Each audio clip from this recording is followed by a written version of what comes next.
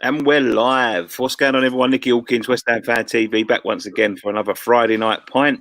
We're on time this time. Hey! Makes change, doesn't it? Last couple of weeks, huh? I've been like well behind. At least you remember. Mate, all right? Yeah, that's what I'm been, saying. all right?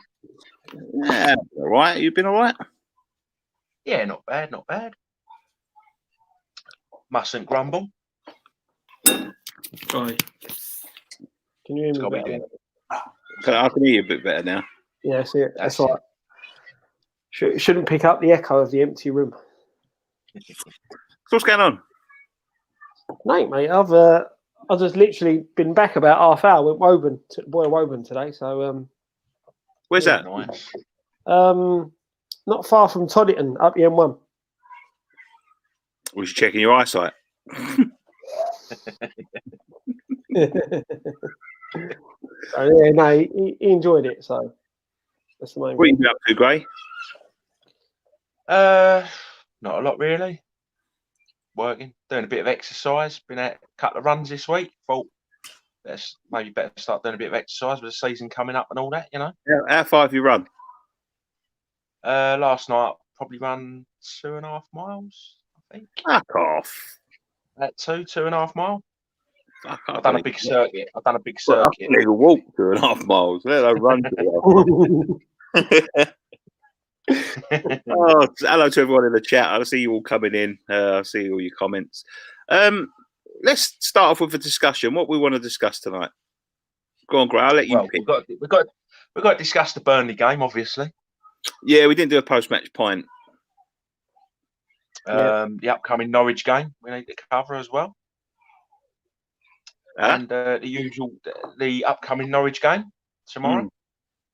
And the usual Friday night where we just talk rubbish for an hour. Let's discuss the Burnley game. It was a bit of a look. I've done the fan cams after the Burnley game. It was just disappointing.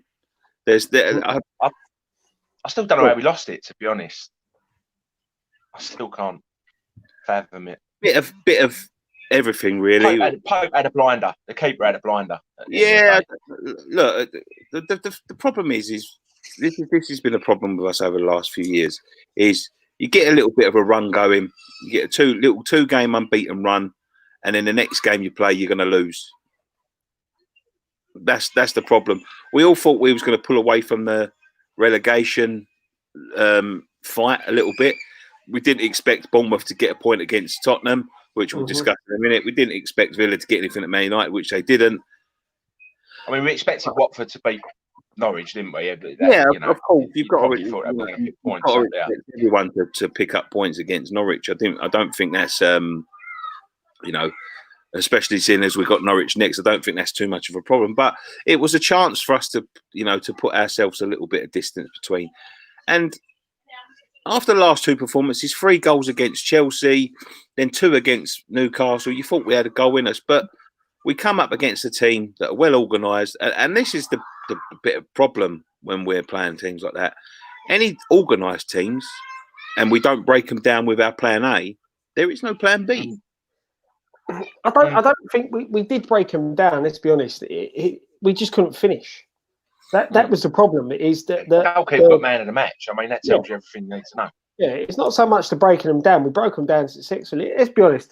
If we play the way we did that first half against Burnley, if we play that way against Norwich, and we actually put our chances away, we'll bury Norwich, because Norwich are nowhere near as good as Burnley. Their organisation, their defending is worse than ours. And that says something. But I thought overall we played well and we deserve 3 points. It's just, how many times did we have a performance like that under Allardyce where we parked the bus and got battered and didn't have most of the ball and then go and nick a winner? So going back even further than that, mate, when we won at the Emirates the first time, we had one shot on target, had about 30. We end up nicking a 1-0 win. It happens in football. You can't legislate for.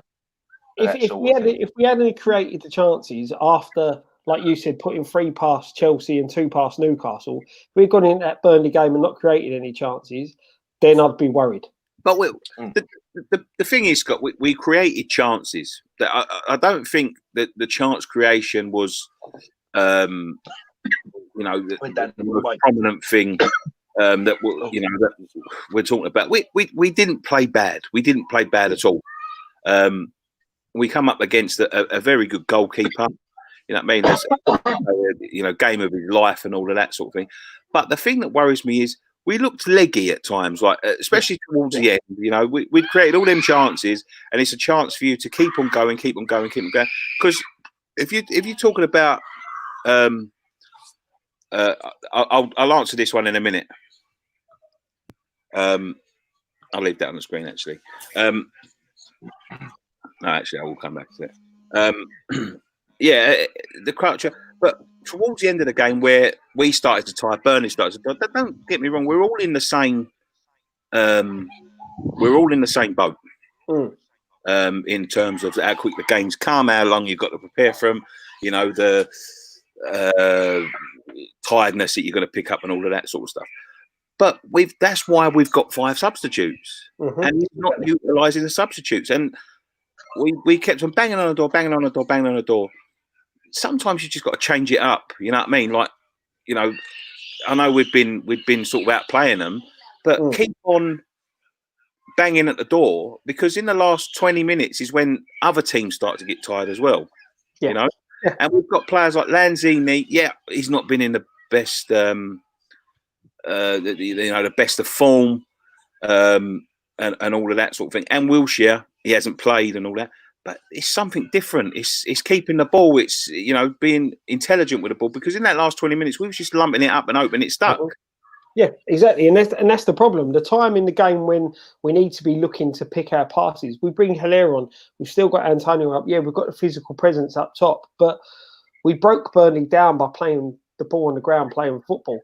That game towards the end was screaming out for Jack Wilshere to come on, to get on the ball and do something with the ball. To try and do, to try and open up their defence with the ball, because we were getting no joy slinging it long. And it really bemuses me that we went to that tactic of trying to sling it long against the Burnley side that, their centre halves, they're massive. They're big fellas. Granted, one of them should have walked. How he stayed on the pitch is absolutely disgusting, and it just shows how much of a joke the referee and that was even worse than the tackle the Arsenal player got sent off for. Yeah. Exactly, and let's be honest. If that was against one of the big sides, that player would have walked straight away. Before there wouldn't have been a yellow card. He would have walked straight away. The thing that worries me a little bit is that you've seen me on Twitter this week. Is the linesman was looking straight at it. It's not like he's obstructed view. He's looking at his tackle. He's looking straight at it as he's got his leg up in the air. He's gone he's gone in that high on a downward motion. He's only trying to injure somebody. Yeah. He was their best defender, which at the end of the day you can you can't make excuses for it and not finishing, but it makes a massive difference. He could have injured Bowen for the rest of the season, and then we could have been really fucked. Yeah, exactly. When you look back at last week's game against Chelsea, Alonso went in on Bowen. They know he's a danger. They're targeting him. And he went down, studs up, same thing again, put his studs up, raked it down the back of his leg. Should have been a red card. Neither of them were reviewed. Now, when you look at the Tottenham game where Kane was fucking bundled over in another, massive game for us, that was fucking even more of a penalty than the one they had there at the beginning of the season against Norwich. It was that bad, and they didn't review it. And then you've got, on the opposite side, you've got the Arsenal game against Leicester, who are in the top 4. Geezer's having a 3-minute look at the tackle, which is an identical tackle that Tarkowski's put on Bowen, and they're sending the man off. And then you look at the fucking Man United game where they did review a penalty and they give it. And it was nowhere near a penalty. Exactly, mate. We said it before. It's now getting to the stage where VAR is now big game, big team. I'm just going to get my headphones. Go on, mate. It's showing more big team bias again. And they're getting away with it week after week. They're getting away with it. This is the problem. Like, this is the problem with VAR. I've said this so many times. It's not the people. It's not the technology. Sorry, it's the people. And VAR, in an already very, very biased league previously, Mm-hmm. It just highlights it even more how fucking corrupt it actually is, because it's so inconsistent. I don't know what the call is. Are the fucking refs calling for? The reviews, are they just reviewing it? Are they scared to do this? Are they scared to do that? I don't understand it. I really don't understand what they're looking at and what. Yeah, I think we're overusing it, to be honest, because it's only meant to be if the referee's made a clear and obvious mistake. Mm-hmm. We seem to be using it for everything. Yeah, but when the referees do make, they're over-analysing everything. They're sitting there drawing lines when the geezer's toenails offside. Yet people getting hacked down and like potential injuries, like massive injuries, they're clear and obvious mistakes. He's made an absolute fucking bad call there, the referee. He missed it. Like, I'm not even blaming the referee. He might not have, he genuinely might not have seen it, but the linos see it. Exactly. Lino saw it. And, the people watching the screen saw it. So why aren't they saying, you've missed that one there? Who was it? Who was the referee? Kevin Friend, wasn't it? Yeah, you've missed that one, Kevin. That's a definite red. He's gone on there. Nothing. No, exactly. And this is why so many people are like, this is meant to stop the controversy and stop this, all of this bollocks. It's just making it 10 times worse. Yeah. The thing is, more controversy. Yeah. You put I think it was you who done the tweet where the Faguli Da Costa one. In that game where that got reviewed, and it took a minute. They've reviewed it, said he's booted him in the chest. The referee's run over to the screen, they've played it back to him. The referee's gone, straight away red card. I just don't understand what the referees are so prominent in using their own screens. I think the other night when the referee went to see the Arsenal thing, I think that was the third time that they'd used the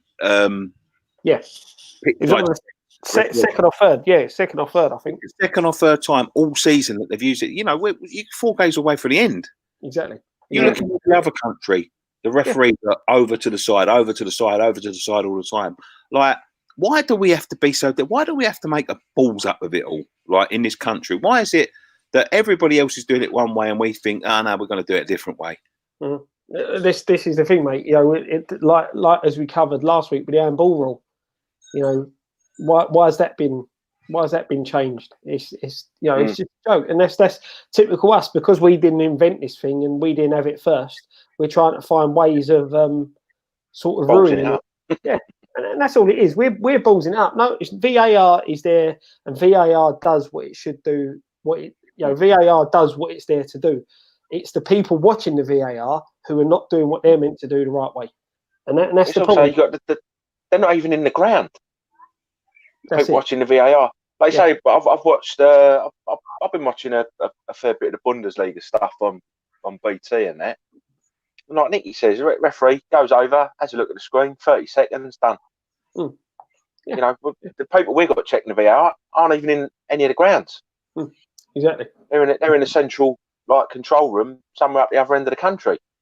The thing is, mate, I'm a big believer in the fact that the TV companies decide a lot of what goes on within our football. I think it's a lot of our football is suited to what the TV companies want or what the TV companies are going to sell abroad. Same as the Premier League. The Premier League want to sell the Premier League abroad. The more you have the big teams getting the right decisions and finishing higher up the league. You've only got to look at when Leicester won the league, and I think it was Scudamore come out and said, you can't have teams like Leicester, West Ham and Southampton keep getting into Europe season after season because it's not good for the rest of the teams in Europe, and it affects our chances of we lose a spot if these teams go out. He was basically saying he was gutted Man U didn't get in, wasn't he? He was going, Man U not qualifying is really stuffed us up. That's what it's all about. It's all about selling the big teams to the big games.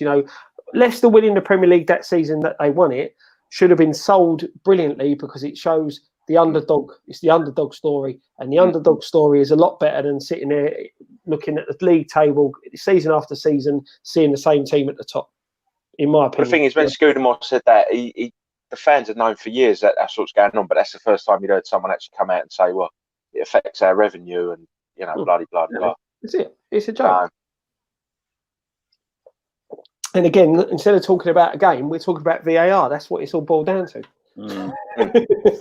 Yeah. Well, not just that, like a few games this week, it's really affected the outcome of a few games. Yeah. So, like now, we're talking more, like not just us, but fans in general of other clubs. We're talking more about VAR than about the actual games. Yeah. To destroy the controversy, not join it. Exactly. Yeah. Exactly. You know what I mean? So, I don't know. Right, let me answer this question. We'll get to the comments now. Nicky, your rant about Lewis was pretty embarrassing. Not needed at all. Okay.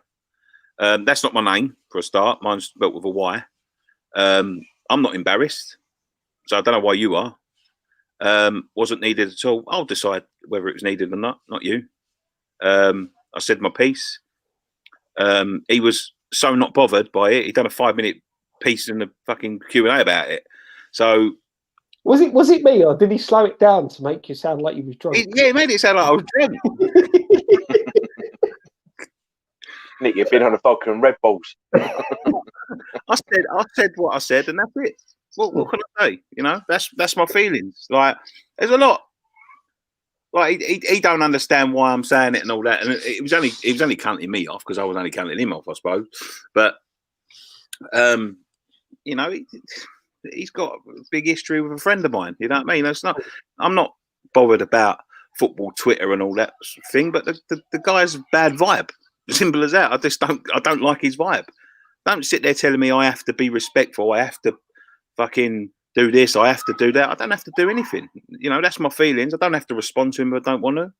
He says I'm unprofessional. Whoever said I was a professional? Mm. Do you know what I mean? Yeah. It's just shit. I've never met the guy, so I can't comment. So I don't watch any. Yeah, I've never met him. But I don't know. You've met him. You've had dealings with him before, and you're part. I just don't like his demeanour. I just don't like. Like, he sits there, and go, why should I have respect for West Ham? I'm a Chelsea fan. Yeah, I understand what you're saying now, but I think you should be sort of humble and respectful to it. That's the way I go. I'm humble and respectful for every team except for Southampton. No, that's a joke, by the way. But I think you should. There's no need to say these things about the clubs and the fans and all of that sort of old bollocks. I don't think you should. You can say them things about clubs and fans and fan bases and all that, and then just expect to. Oh, it's only banter. I don't buy that. You know what I mean? Like, it just shows you how much of a bad mind you have. So. I'm not gonna. I don't know why that guy's embarrassed, but I'm not embarrassed by it. I said what I said. He's not me personally about it, so that's it. Yeah, he has just put in a comment that he said he didn't mean to offend. It just seemed a bit harsh in his opinion, that's fair enough. That's Well, say that again. He's put in the chat. He said he didn't mean to offend, mate. It just seemed a bit harsh but that's his opinion. So that's fine. That's at the end of the day. This is what football is. Everyone's got different opinions. Yeah, look, and everyone's entitled to those opinions. I don't buy all of this bollocks. Like, I can see his comment now. Yeah. I don't buy all this bollocks. It's embarrassing. Who's embarrassed? Because I'm not embarrassed. I said it. Why are you embarrassed for me? I don't understand that sort of. I get all of this when you do fan TV. It's embarrassing. You're embarrassing. Who am I embarrassing? I'm saying it. It's me saying it about someone, myself. Who the fuck's embarrassed by it? If you're sitting there being embarrassed by something I say, then fucking go and get laid or something, because you're not fucking doing life right. You know what I mean? Like, too much about fucking things. Nick, he's apologised. Calm down. No,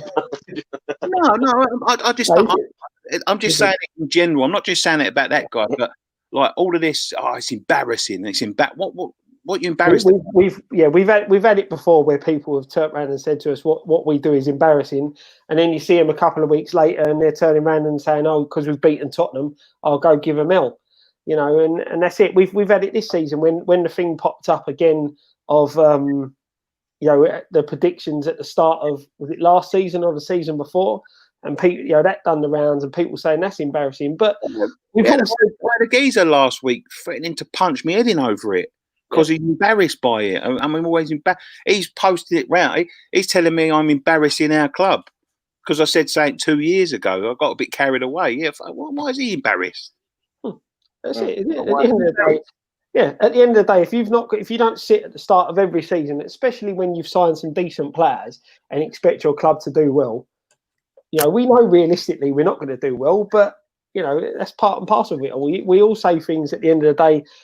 I'm guaranteed people will turn around and said in the pubs or things like that to their mates, "Oh yeah, we're going to finish top 5. We're going to do this," and it don't. It's not embarrassing. That's just what it is at the start of the season. You're full of optimism, and then typical West Ham, they let you down. And then reality sets in. Exactly, that's it. I'm worried about what happened last week, not knowing who that geezer was. That's what I'm worried about. Is about. Anyway, transfer window. Hang on, hold on. Can we discuss Creswell's terrible defending first before we get in? Go on. Yes. Go on, yeah, go on. We were talking about this earlier, weren't we? Yeah. Burnley just seemed to be from their left, slinging crosses in, targeting Creswell. I think for the goal, he should have tried to get across him. Even if he don't win the header, get across him. Can anyone explain to me, right, why he's not gone with his head to clear the ball? Why he's gone with his foot? Look, I'll stick up for him a little bit, yeah, because you can say a million times, why didn't he do this? Why didn't he do that? In the fucking grand scheme of things, and that faster games plan, we all make stupid decisions. Yeah. But the problem is with Cresswell is we seem to be talking about him or Fredericks every week. We've identified, like, as fans, that's been our weakest spot for a long, long time. I mean, don't get me wrong, Cresswell was absolutely fucking brilliant when he first came. He was a real breath of fresh air from the Championship and all of that sort of thing. But he had that injury, and he's as soon as he got that England cap, he never really recovered from that. He never really recovered. He got linked to like Man City and all of that sort of thing, and then he had that real bad injury that kept him out for 6 months or whatever it was. And he never really has hit the heights that he once had. Now, I've heard stories about Cresswell in the past. Now, these are not truthful. I don't, I take these with a pinch of salt. But he's not got the right kind of attitude. He's a little bit lazy, a little bit this, a little bit that. He's always been one of these people. And this is coming from like people within the club, that he's a little bit like, he'd get away with it. I'm feeling a bit of a tight calf today. I'll go on the thing. Now, that's not me saying that. That's what I've heard. Now, that's why I've never said anything like that before. But, maybe it's time like people like Cresswell moved on, because what we need now, that, like I've said this so many times, the fullback is such a important position. It's so important in modern day football. You look at the way that, like, Liverpool play, for instance, the style of football that Chelsea, Liverpool play and all that. Man City, the fullbacks are good fullbacks who can attack as well as defend. Now, our fullbacks don't do either very well. Do you know what I mean? Like, and look, I know this is like clutching at straws a little bit, but Nathaniel Klein's available. Nathaniel Klein has done good things at other clubs. Liverpool don't want him. I'll take a chance on him, just for that, because he can't be no worse than Ryan Fredericks. He can't be. Yeah, going back to Creswell, right? I get what you're saying and things like that, but that goal, he knows the player, where the player is. He turns around and sees the player there, right, and then doesn't put his body on the line. Like Graham said, he should have got his body in the way of the player coming through. My opinion, he should have gone with his head, because he goes with his head. One, he gets his body in the way of the player, but then he clears the ball with his head. Right? That's even if you don't clear the ball, he makes it hard. Yeah. Right. And I'm not. Fredericks didn't cover himself in glory because he took so long to go and try and shut the cross. Didn't get out to exactly the way. Yeah, exactly the way Creswell did. Didn't do against Newcastle after Lanzini pointed where the ball was going to go. And Creswell just decided to stand in front of the guy Lanzini standing in front of. This is a big, big problem with us at the minute, and teams are pinpointing that. Someone said in the comments, shouldn't the centre half's been picking up? Rodriguez was out wide, and he's come in. It's Creswell's man all day long. Yeah. Creswell knew where he was. He looked over his shoulder at him. Yeah, exactly. With Klein, I agree with you. The only problem with him is his injury record. It fit him right well then. Well, this is it. Right, I think Klein's a very good very good fullback, and I think he'll do. He could do well for us, but it just worries me the fact that he had that injury. He's not really come back as strong as he did. The thing is, as well, like when you look at the substitutions against Burnley, why didn't he chuck on Cresswell? Why didn't he chuck on Masuaku for Cresswell? You know, Cresswell isn't defending brilliantly anyway. At least Masuaku can go at him. But that's the thing. That's all Masuaku can do, because he can't defend us. Well, neither can Cresswell, but he's better going forward. I know, yeah. But Do you know what I mean? even he don't see the same anymore, Masuaku. You know, you don't see him trying to take players on, or you go way back to when he had that game against Tottenham where he's nutmegging people and going random like they're not there. We've not seen that from Masuaku for a long time. I don't know whether that's a lack of confidence or whether it's a lack of trust in the management. He just doesn't fit in, does he? There's no like, I can't. He's not a centre back. He's not a left back. He's not. He's not fancied as a left winger. Like he's a footballer, but I can't think of a position where he'd excel. If that makes sense. One week he looks brilliant. One week, you look at him and fucking, you think to yourself, Jesus Christ, like we've got a real well beater on our hands here.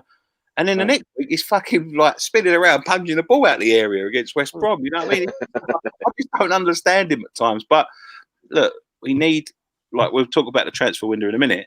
But when the transfer window does open, they had a good chance of signing Ngakia, because I think Ngakia would have been a good right back. I think he was, the best fullback I've seen for a long time. Who knows? We might even go back and get him. No one else has got him yet. Exactly.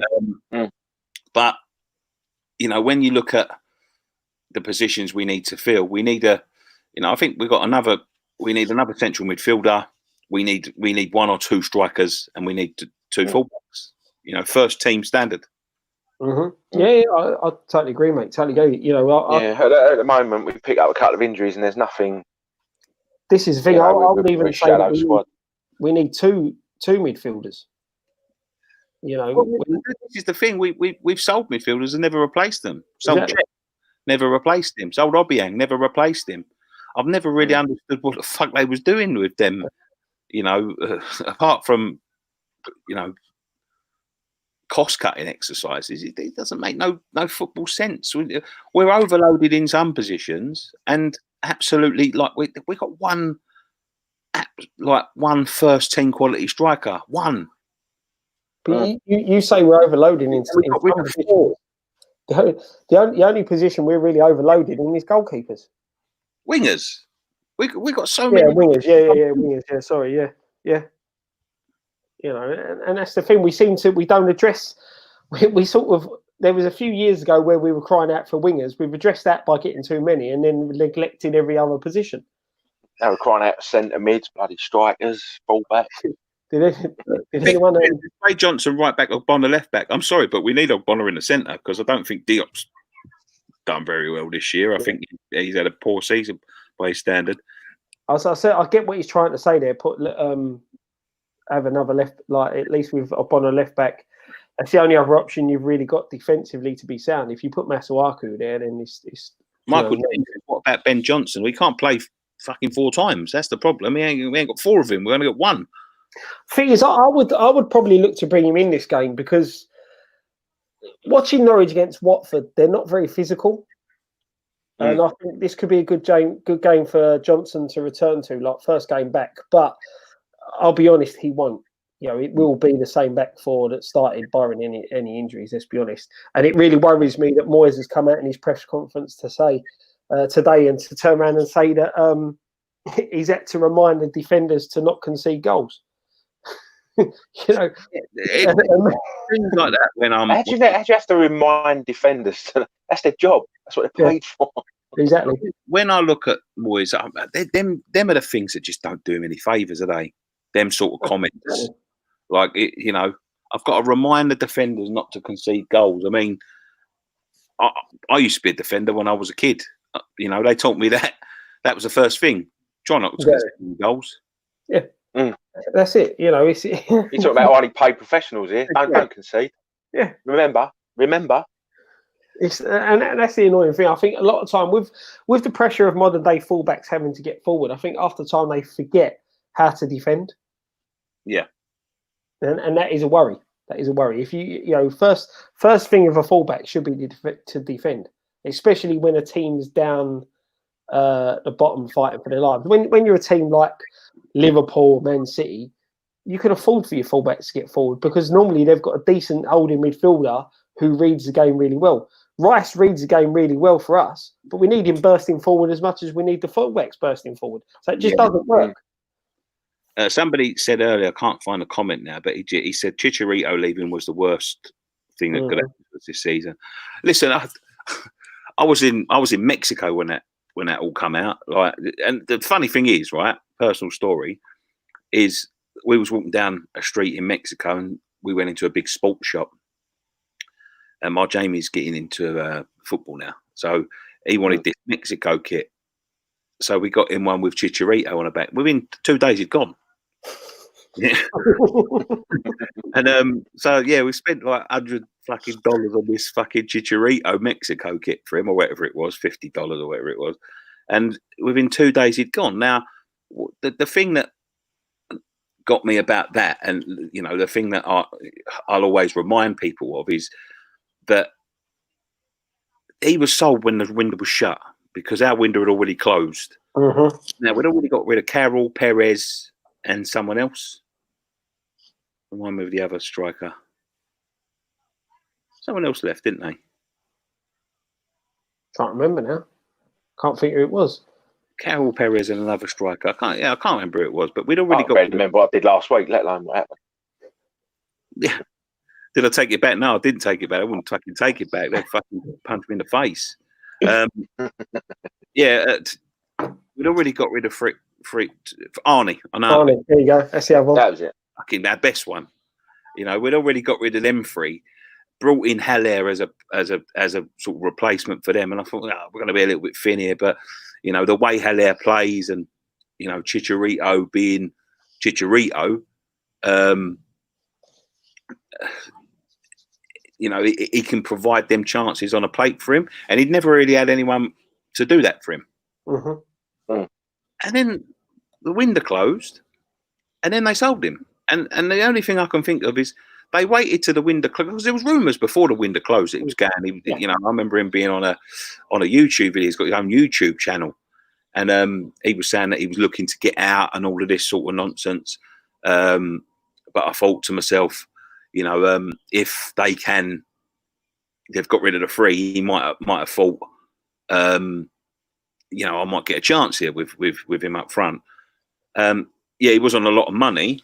Somebody just said he was just cutting wages at 140k a week off. Yeah, it was on a lot of money, but bearing in mind we just got rid of about £200,000 worth of wages in you know, Carroll, Perez, and Arnie, probably more. To be quite honest with you. Yeah, exactly. You know, getting rid of Chicharito, then you're taking like a weekly saving of nearly £400,000, and that's like madness when you've got one striker in. Yeah. And you're so thin there. And I thought to myself, like, it was just they waited to the window closed so we couldn't all be up in arms and say, well, you know, what's going on? You got to remember as well, though, we would have offloaded Hugo if someone would have paid his wages. The only reason he's still at the club and out on loan is because no one would pay the amount of money. The transfer fee weren't a problem. No one wanted to pay his wages that he's on at West Ham because he's on so much more money than what any other Championship player would be on. And that's the only reason he's still there. Otherwise, we would have offloaded him as well. And it shows how ridiculous it was. As much as I couldn't stand Perez and I thought he was useless, he could find the back of the net coming off the bench. And you know, listen, he's one of the players of the season in Spain. Yeah, but you get that, don't you? It's players who go there, and you know, it's not Spain's not. Sometimes it's easier to play in Spain than it is in this country. No, look, I understand that. Yeah. You know, the weather for one. You know what I mean? Yeah. Like, I'm sure they get rain and stuff in Spain. No, I know, but you're not getting I know you get rain and cold in Spain, but it's not as rainy and cold as it is here. You know what I mean? But I don't know, because when I've been on holiday there, sometimes it's pissed down all week. So, and the quality of the league, the quality of the league. You always take the weather with you. and that's what it boils down to. The quality in that league is not as good as the quality you get in the Premier League. No, it's still another option. As I say, we're so light. We've been quite fortunate that Haller hasn't had an injury up to this point. Exactly. Been very fortunate. Otherwise, we'd have been down already. Right. Let's take some more comments. Fat Shack says, "What are the thoughts on Jesse and Phil Jones' rumour? Good or bad?" I'm assuming you mean good. Not for me. Phil Jones, I don't know. You know what I mean? I know Phil Jones gets a lot of flack. I know Phil Jones gets a lot of memes against him and all that. He could be a decent. Phil Jones is one of these. He's never going to be like a Rio or mentioned in the same breath as a sort of centre half like that. But he's a solid professional. Mm. And he'll give you 100% every game. Very rarely puts a foot wrong. Yeah, does he? He's a solid professional. When you look, maybe what we need. Yeah, and when you look at when Fergie signed him at United, he ended up playing 4 or 5 different positions. No, 3 or 4 different positions: centre half, right back, and holding midfield. And I think he's now paying the consequences for that. He was originally brought in there to play alongside Chris Smalling, and ended up playing everywhere. He's one of them. He could be a decent backup centre half, but the money that is wages wise, he couldn't come to our club as a backup centre half, and that's the problem. Lingard, I said the other week, he can be a decent player. We've seen that in the past, but like Nicky was saying, he's more interested in his social media than he is in playing football. And they're gambles that I don't feel we can afford to take wages wise. In the position that we're in, with the amount of players we got to strengthen our side with, we can't afford to have 2 big wage players coming in who may not deliver the goods. Yeah, absolutely. John Proctor, who was the last successful striker? I've got to say Arnautovic. Without a shadow, it was Arnautovic. Yeah. Arnautovic in the first season was brilliant. Without a doubt, he was, by far hammer of the year. He's just got something about him, Arnie. I was really gutted to see him leave, to be quite honest with you, because although he wasn't great and he sort of down tools, you knew what you was getting with Arnie when it come to that sort of thing, when he weren't getting his way and all of that sort of thing. But he had that sort of turn of pace, that power, that bit of swagger about him. And if we could have somehow kept him at the club this year, I think we would have had a far better season than we had this year. As far as strikers go, he's probably got to be the best that we've signed in the last 10 years, 15 years. But you say that, right? I've seen the comments in it, and I was going to say this. Arnie was a winger. And that's what everyone... He was converted. The last successful striker was Sacco. He all-round game, striker-wise, he's the best striker we've had in a very long time. Sacco was a good player. He was a real good player. Yeah. I thought he was a good all-rounder, good goal scorer, and all of that sort of thing. But he's got so many personal problems. That's it. That's why he finds himself now 30 years old without a club. He's 30 and he's been released by whatever French team he was playing for. I think it was Metz or someone like that. And he's 30 years old and he's sort of on a scrap heap sort of thing. Look, I know that there's more to the story with Sacco than meets the eye. I've been told many a time.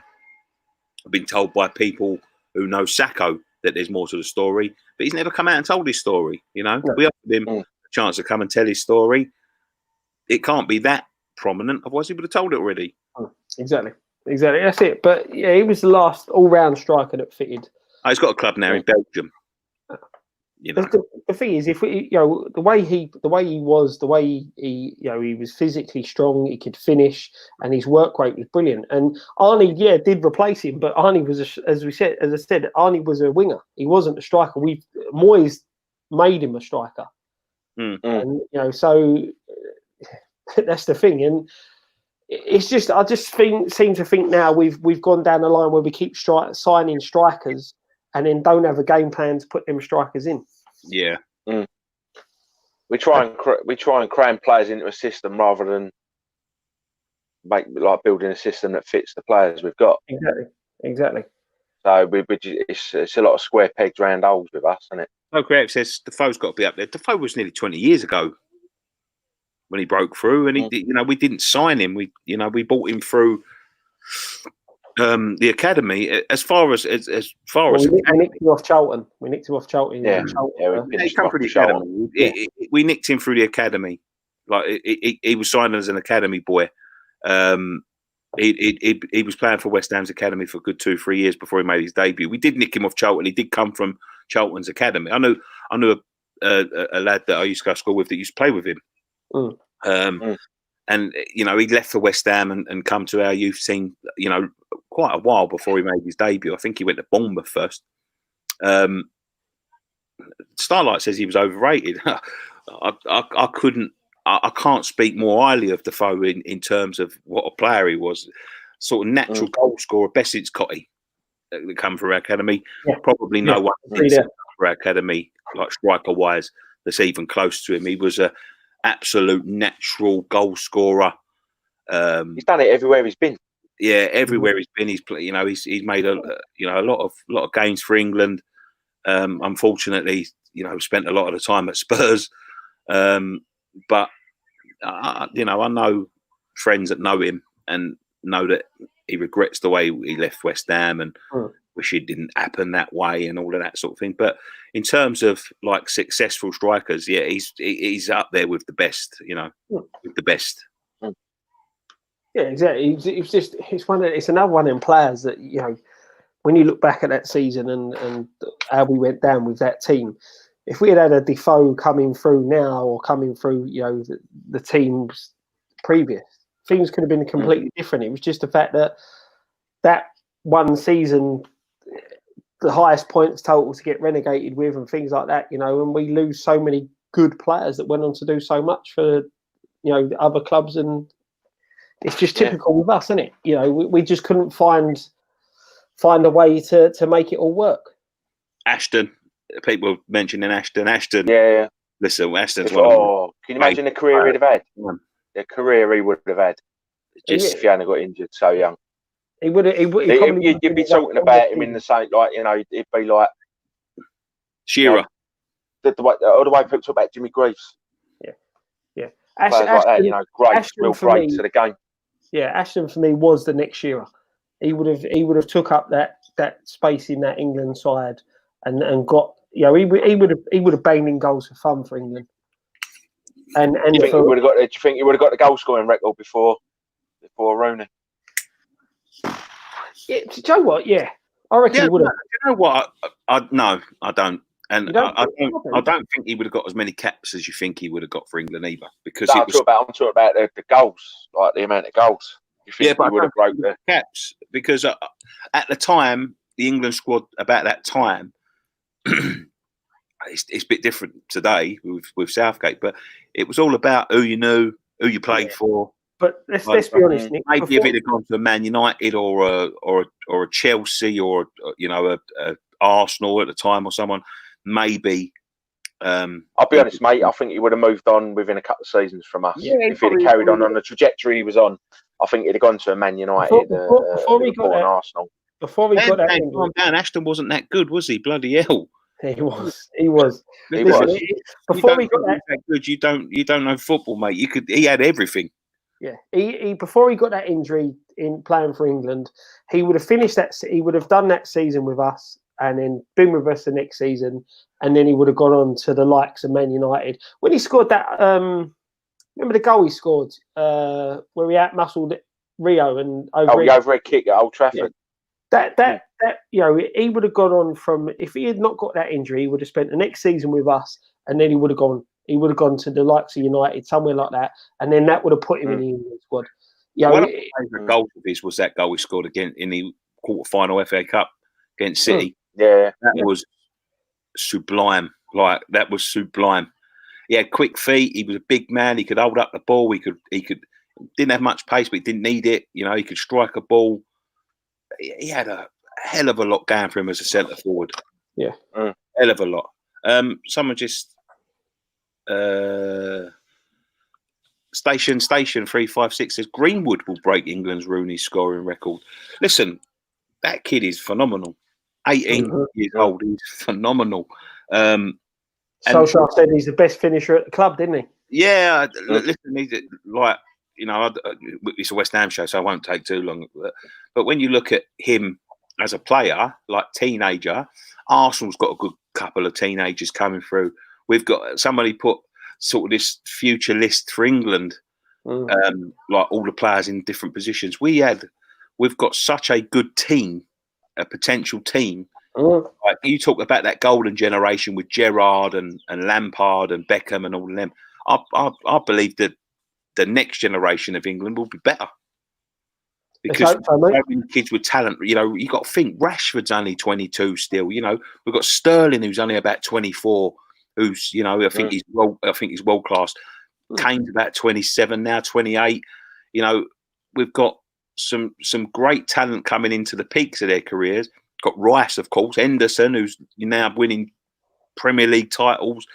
You know, we've got Foden at City. Foden, Grealish. You know, so many brilliant players. Even you know, keeper's a bit fucking Rice. Of course, Luke Balder says Rice. Of course, it's Rice.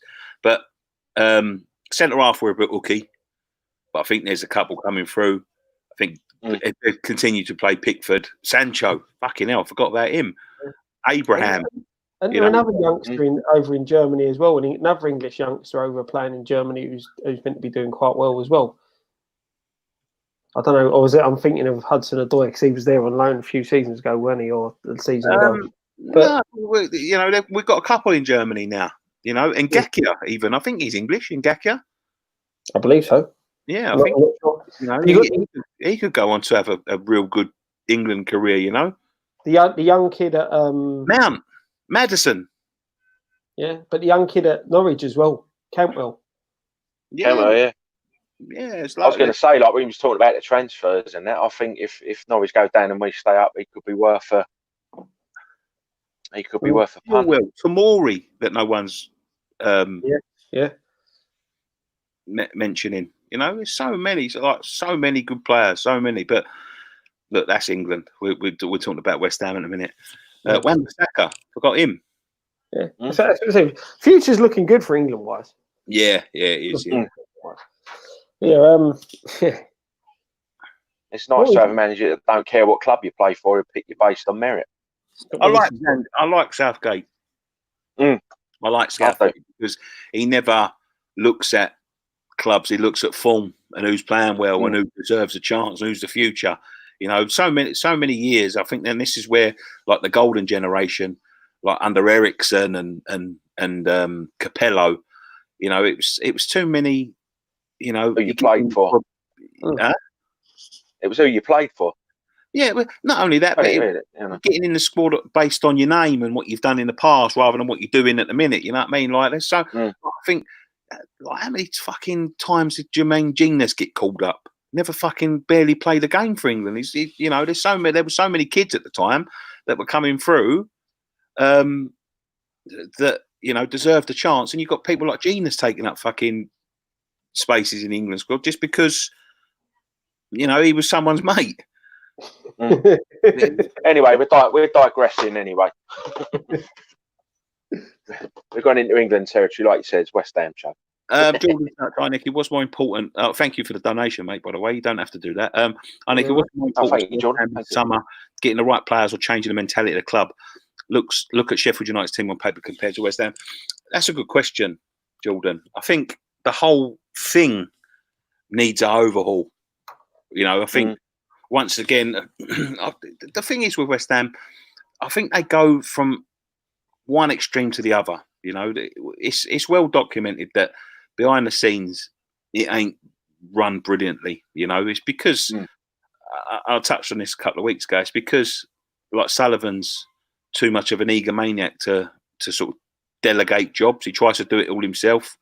Thinks he could do it. Missed the payment for Heller. They missed the payment for Yeah, Henry. but this is the thing. You know, it's It's for ridiculous. too many years. Like it's been like a holiday camp. It's been like a stopgap for players, and somewhere to go at the end of their career and all that. The whole club needs a refresh. I think even from fucking like media team and things like that. You know what I mean? And I've touched on this before. We've threatened to be sued about this before, but the whole fucking place needs from top to bottom. And once you do that behind the scenes, and that's when you start to get the right players because the right people looking at the right things. Yeah, yeah. I'm with you, mate. I think it's not so much. This transfer window is going to be a bit.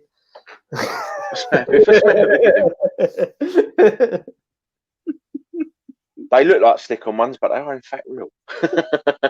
They look like fuzzy felt, but I can assure you they're not. In your eyes, Graham, don't worry about him. Yeah, like I said, mate, it's more important that the changes in the club, the infrastructure of the club is sorted out more than anything else. Because I'm with you. I think if you sort out the behind the scenes, the scouting, the training, all that sort of stuff, the club will improve because the atmosphere around the club then is improved. We're not in a situation where we're a team that needs 50, 60, 70 million pound players coming in to try and improve. One player won't improve the side.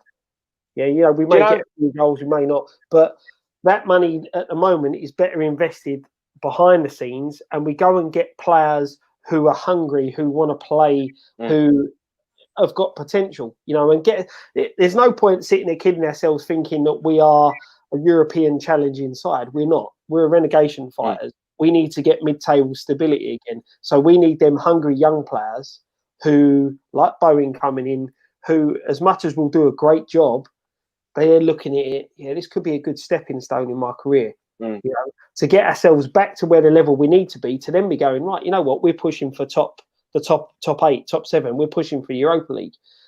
We ain't going to do that unless the infrastructure changes behind the scenes. Well, I mean, the thing is, I've spoken to both views, on separate occasions about, like Nicky saying earlier, this is we're the sort of club where players come towards the end of their career and all that. It's a big paycheck. Means you go to a club like Liverpool, Man City, Man United, Arsenal, Chelsea, and you're on big money. You're expected to win things. Yeah, we've got players like they come in. You could be on like 100 grand a week, 120, 150. Oh, you ain't got to win cups or get into Europe or anything. Don't worry. Just as long as you stay in the Premier League, we'll be all right. They're on big money, but they're not expected to do anything for it. If you're on 150 grand a week or 100 grand a week, you're expected to go and win cups, leagues, qualify for Europe every year. We don't at our club. I think that the one of the problems at their club is their public expectation is very different to what their private expectation is.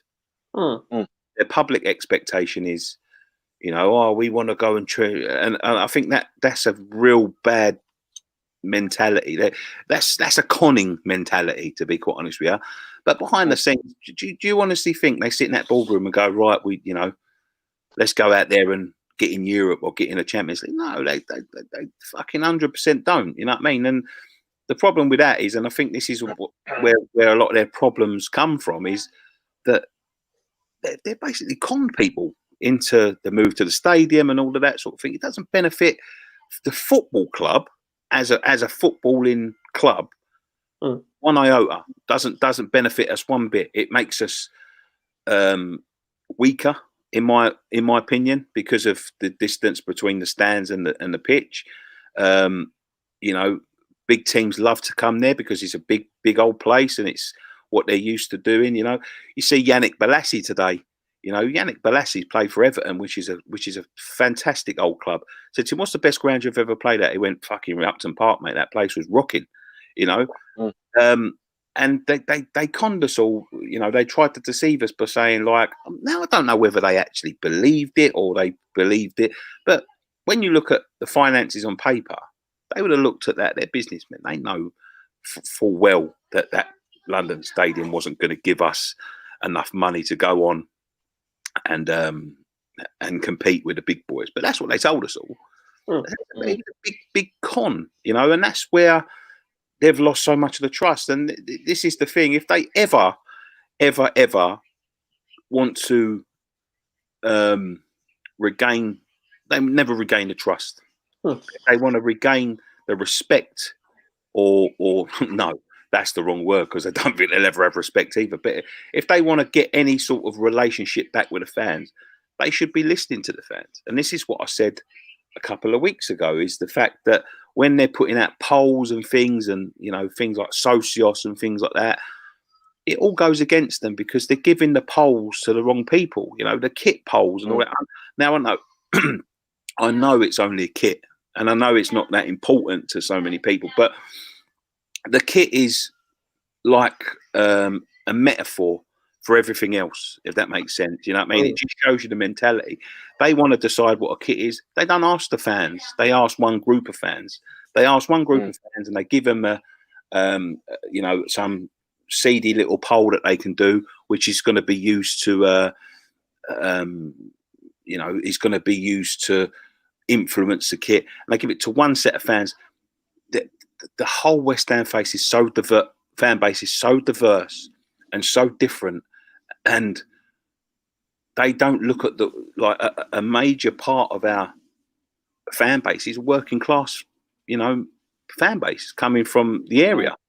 They don't ask them people anymore. They don't worry about, and they are the ones, once it's all said and done, if Damona's fucking packed up and left tomorrow, if the club got in so much financial trouble and packed up and fucked off, and we went down to League One, League Two, non-league, the East End working class people were the ones that are going to be there. These middle class pricks that are writing websites for West Ham because they're in the Premier League and that, they won't be here no more. It'd be me that's still, following West Ham home and away. It'll be you. It'll be Graham. It'll be, the local people, the old boys who's gone from generation to generation to generation. Not some prick who's just bought a season ticket because it was cheap.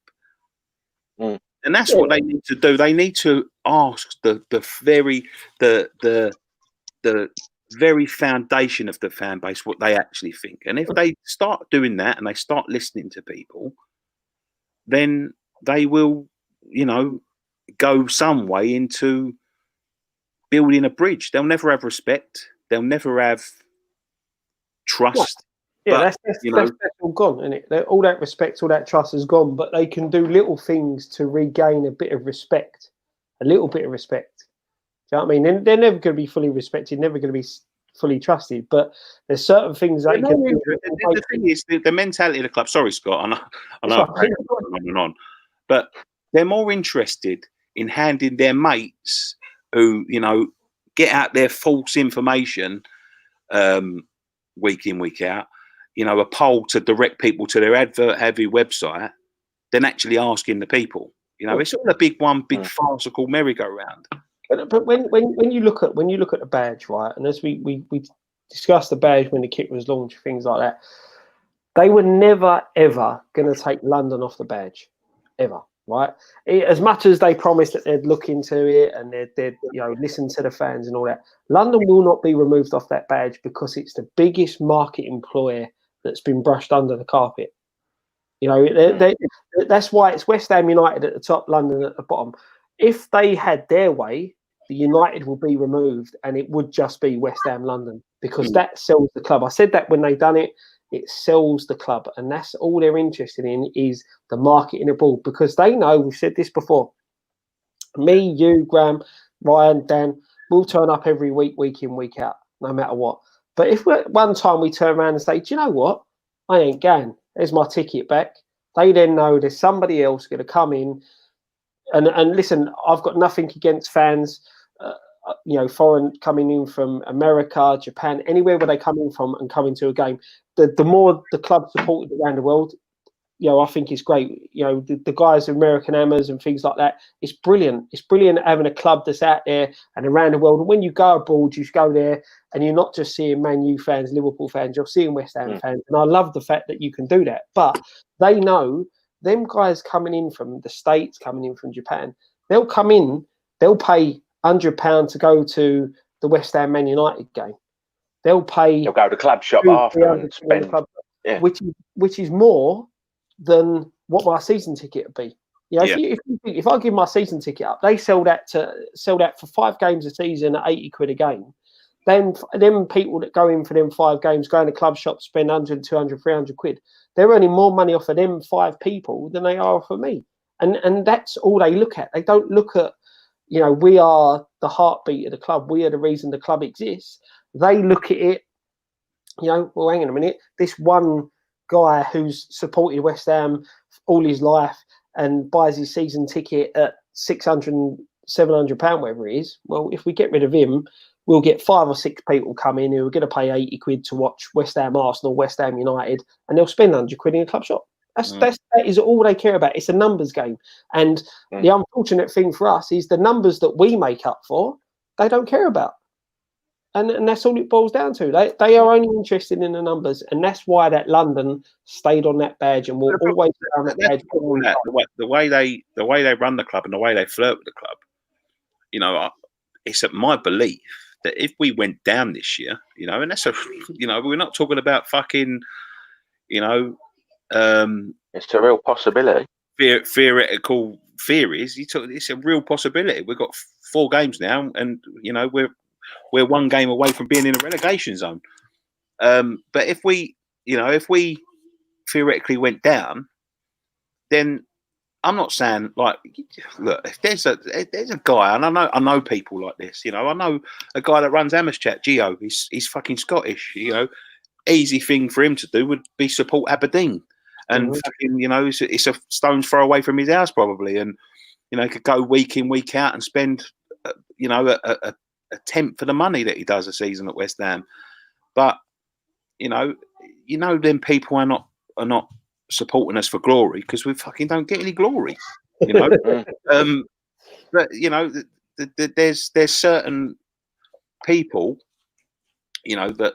You know, I'm not even talking about foreign fans. I'm talking about ones in this country who have bought season ticket. I mean, I'll tell you a story. I won't go too much into it because I'm not allowed to legally. But I got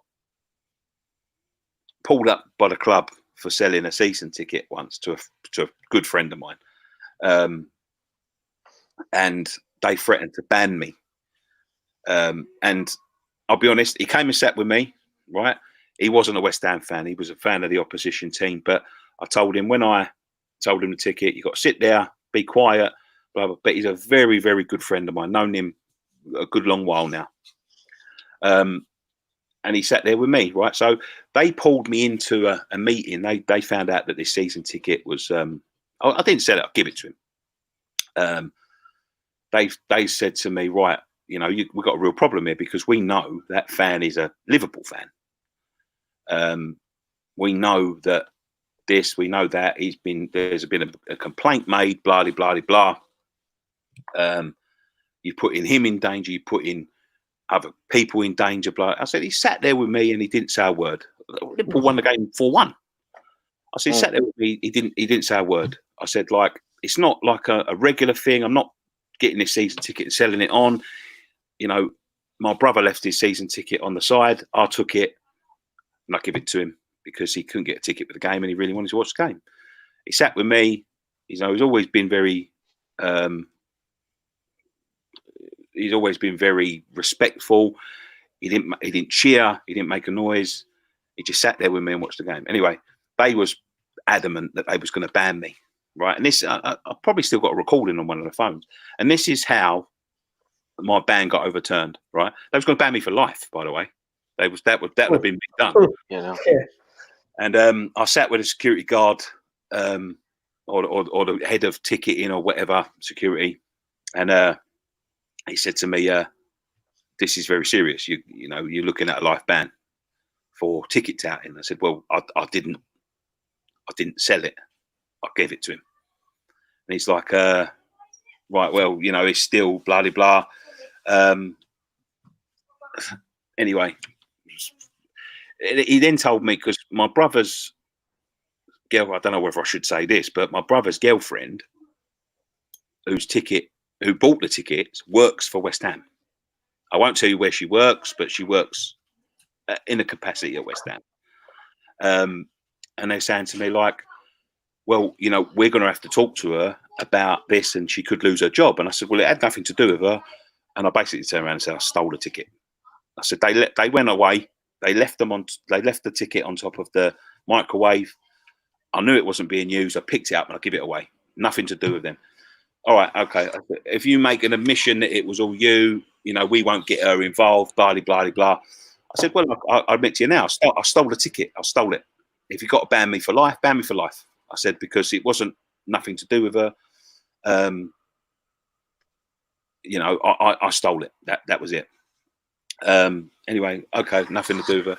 They still went back to her and threatened her with her job, which was really bad, you know, and she was fucking on the phone to me, crying and all that sort of thing. I could do nothing but apologise. But so that they was adamant they was going to ban me for life. Then that would have been me done at the club, home and away. So the way I got out of it was, when you done your +2 scheme, check that everybody that bought a ticket was a West Ham fan. And he went, what do you mean? I went, you had 20,000 season ticket holders at London's Upton Park. We've now got 50,000 at the London Stadium. Did you check that when you said to everyone, you can bring 2 mates? I said, did you check every single person that walked into that ground, that walked into that ticket office to buy the ticket? Did you check that they had a history with West Ham, that they supported West Ham, that there wasn't coming for, you know, a cheap day out or whatever because it's the cheapest tickets? Did you check that everybody had a history with West Ham before you sold them the ticket? And they said, no. How could we? I said, because I can tell you now. He said, oh, well, I would just assume, this is what the guy said to me, that they are West Ham. And I said to him, well, what's the difference? I said, I know my mate's a Liverpool fan. I bought him in, blah, blah, blah. But there are people down there that have let people buy tickets that know that they're... And I said, and there's Tottenham fans where, you know, where I sit, there's been fucking, you know, people walking around in Tottenham shirts. There's been Man United fans and Arsenal fans and all that sort of thing. I said, it goes on every single game. Why are you picking me out? Why are you picking on me? I said, is it because you want me out the club? Is it because you don't like what I said? Is it because you don't like what I do? Is it because you know, it's because if you ban me, then I'll be going to a independent whatever. I said, I'll be making these points. And he screwed up the bit of paper. He went, just go. Don't do it again. Yeah. And that's the thing, mate. You see with the club, you know, the club are the biggest bunch of hypocrites going. You know, you sit there and say, right, you can't sell your season. Scott, you should have seen the glee in his eyes when he was telling me he was going to ban me for life. Yeah, exactly. That's it. And you know, you've only got to look back at the Liverpool game this season, where they were stupid enough to post on their own Facebook group that they were buying tickets in the home end. You know, again, the club don't care. They don't care who they sell tickets. As long as the seat gets sold, they don't give a crap. That's what they give a monkeys about. They give it all this, safety wise and so. Like you said, if they were that concerned about safety and the safety of people going into the ground and things like that, every person that bought a ticket or was even on the +2 scheme should have a history somewhere along the line of West Ham. Let's be honest, for a club like West Ham and for now to go through people's social media, you can find out who supports who. You know, you know, and that's the thing. That's what makes them. That's what makes them the biggest hypocrites going. And that you know, that just the thing is, mate, I've seen the first couple of seasons we was over there, and none of the stewards were employed by West Ham. I've seen the stewards cheering the opposition goals. Exactly. Listen, it's hypocritical. It's hypocritical. I've had people come up to me and turn around, yeah, that's it. Sums it up perfectly. I did make that point as well, and I also made the point of, you know, this was a different point I made in a different meeting, but the stewards and all that sort of stuff, you know, when people were getting assaulted by stewards and fucking and all of that sort of stuff, you know, I turned around and said, like, in a different meeting, I said, like, you fans are getting assaulted down there by our stewards, and they says nothing to do with us. We don't supply the stewards. I said, well, look, they give you the money to make sure they have a good experience. Yeah. At the end of the day, as much as West Ham keeps saying, "Oh, we don't supply the catering, we don't supply the stewards," and all that, it's down to them.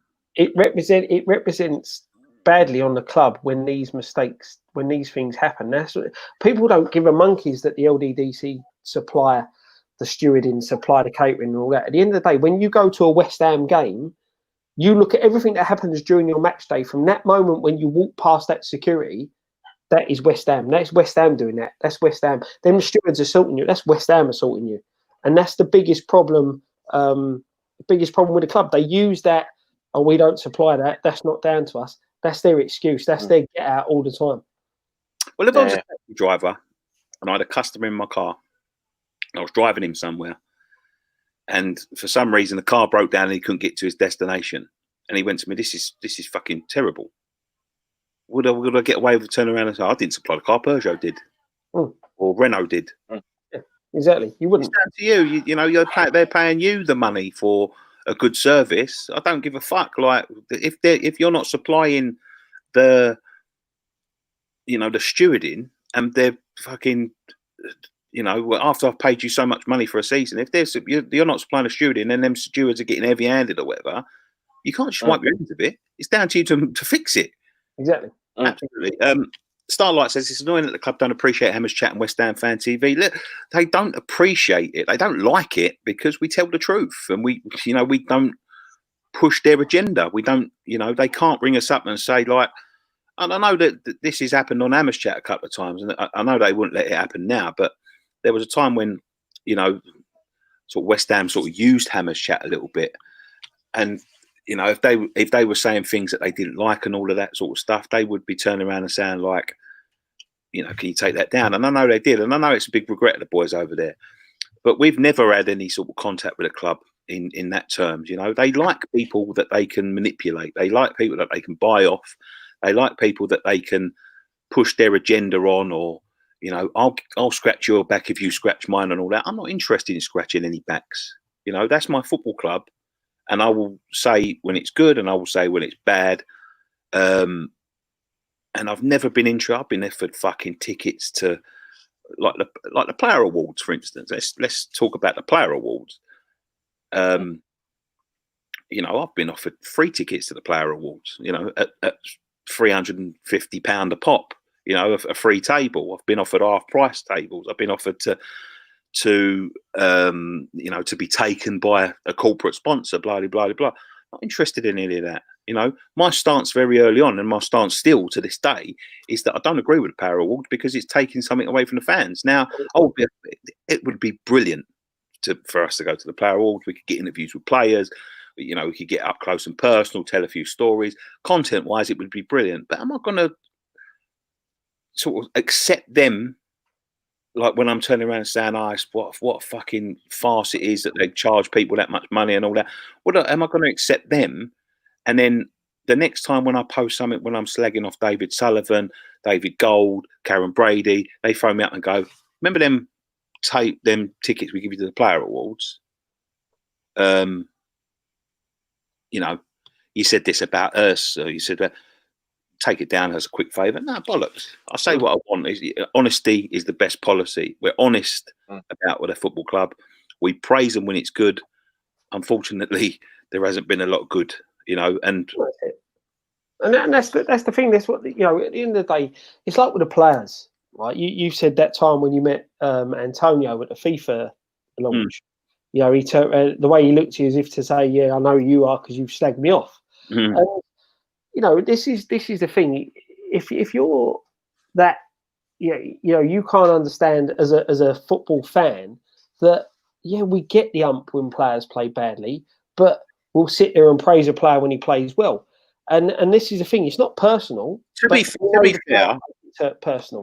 fair, I have met Antonio since then a couple of times, and he was completely different. I felt that vibe at the time, but I don't think that was actually the vibe. Actually, I think the day I met him was the day the day after we'd just been beat by Watford.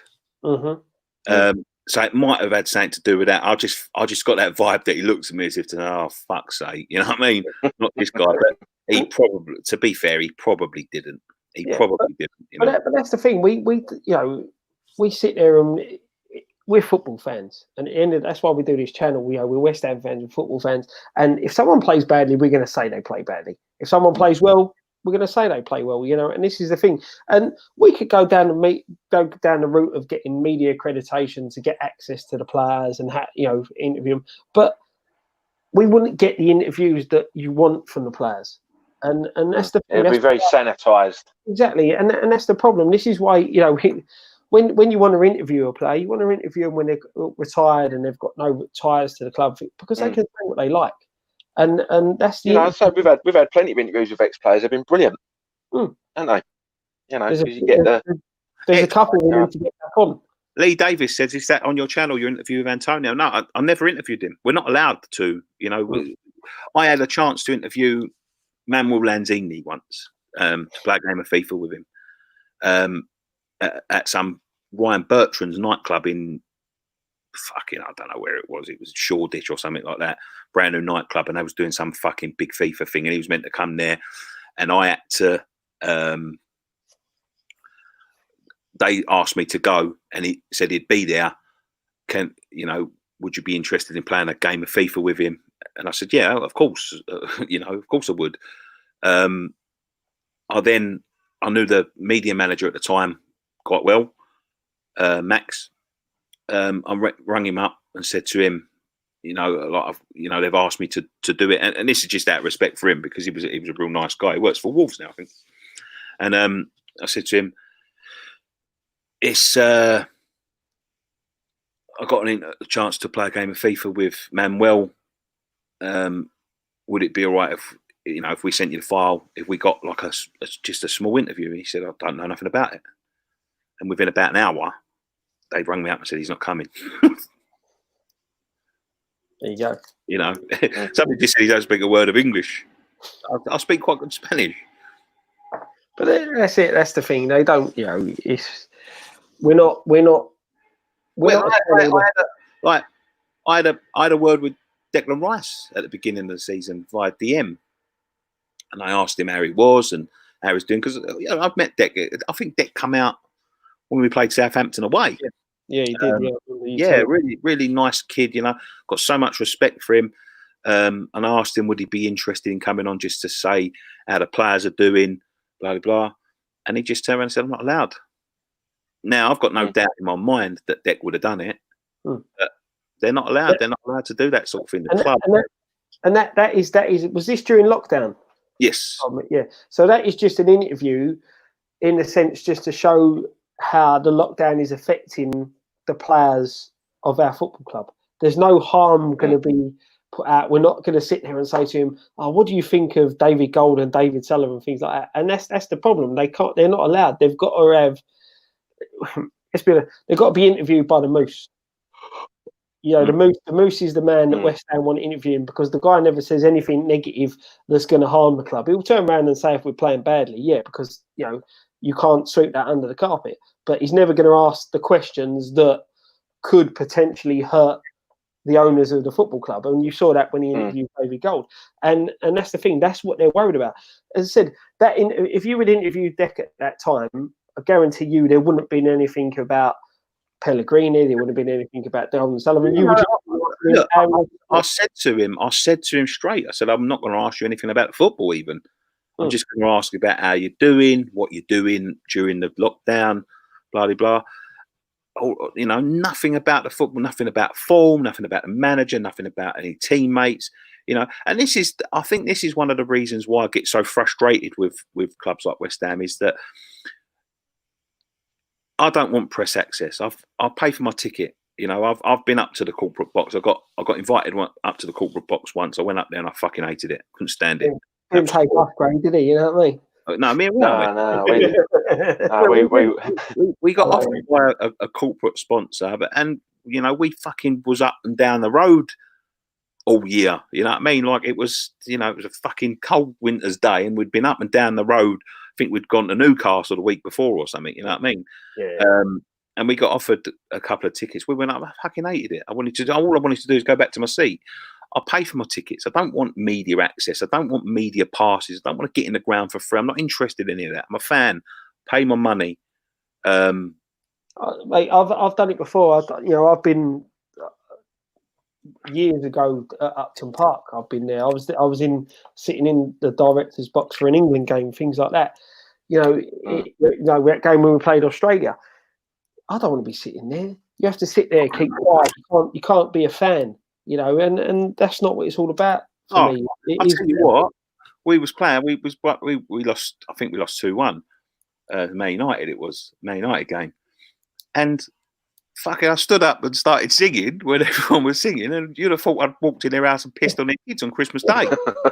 Like the way people was looking at me, but it was like the point is this, right? And this is what I've never understood, right? I am not out to stitch anyone up. I'm not out to trick Declan Rice into giving me some interview that he don't want to give me. I'm not out to trick him into telling everyone that how bad of a manager is he. I'm not interested one iota in tripping the football club up at any point. I have my opinion, but also I don't want to. I don't want to have an interview with Sebastian Haller to tell me how shit everyone is and how he's going to leave. I'm not going to say or do anything to put my football club in any position that's going to do them harm. None whatsoever. Yeah.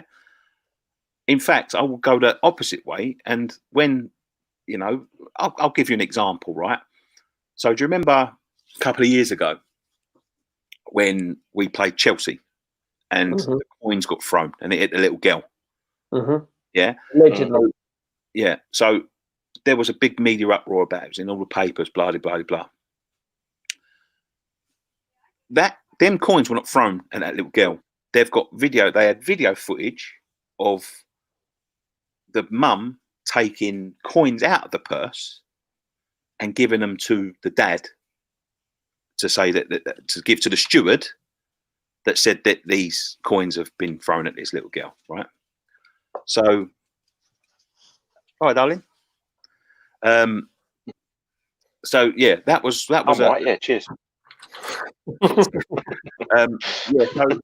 they've got video footage, but because of the media outrage and all of that sort of stuff, they couldn't defend themselves and say, we've got video footage of this, we've got video footage of that. And I said to them, but we can say that, we can take that information and sort of defend the club because it puts our fans in a bad light. It makes us look like thugs, and I know that them years are long gone. Why not give us the story to run, and why not give us the chance to defend you and tell everyone that it doesn't even have to come for the club. You got no problem, giving information to other people and leaking information to other people that suits your agenda. Why not give out we're not out to stitch the club up at any point. But they invite people like the Sun and the Star and the Mirror and all of these Talk Sport and all this who just want to make up rumours. They want the worst news. They want a scandal. They want they want to print out fucking bad David Sullivan's in trouble, or they want him to fucking be part of some gambling fucking scandal or something like that. And they will happily print not only news, but stuff that ain't even true to try and make the club look bad. When that agenda was going at the start, when the London Stadium, they was all over it. But they invite them in, but they push us away. I've never understood it.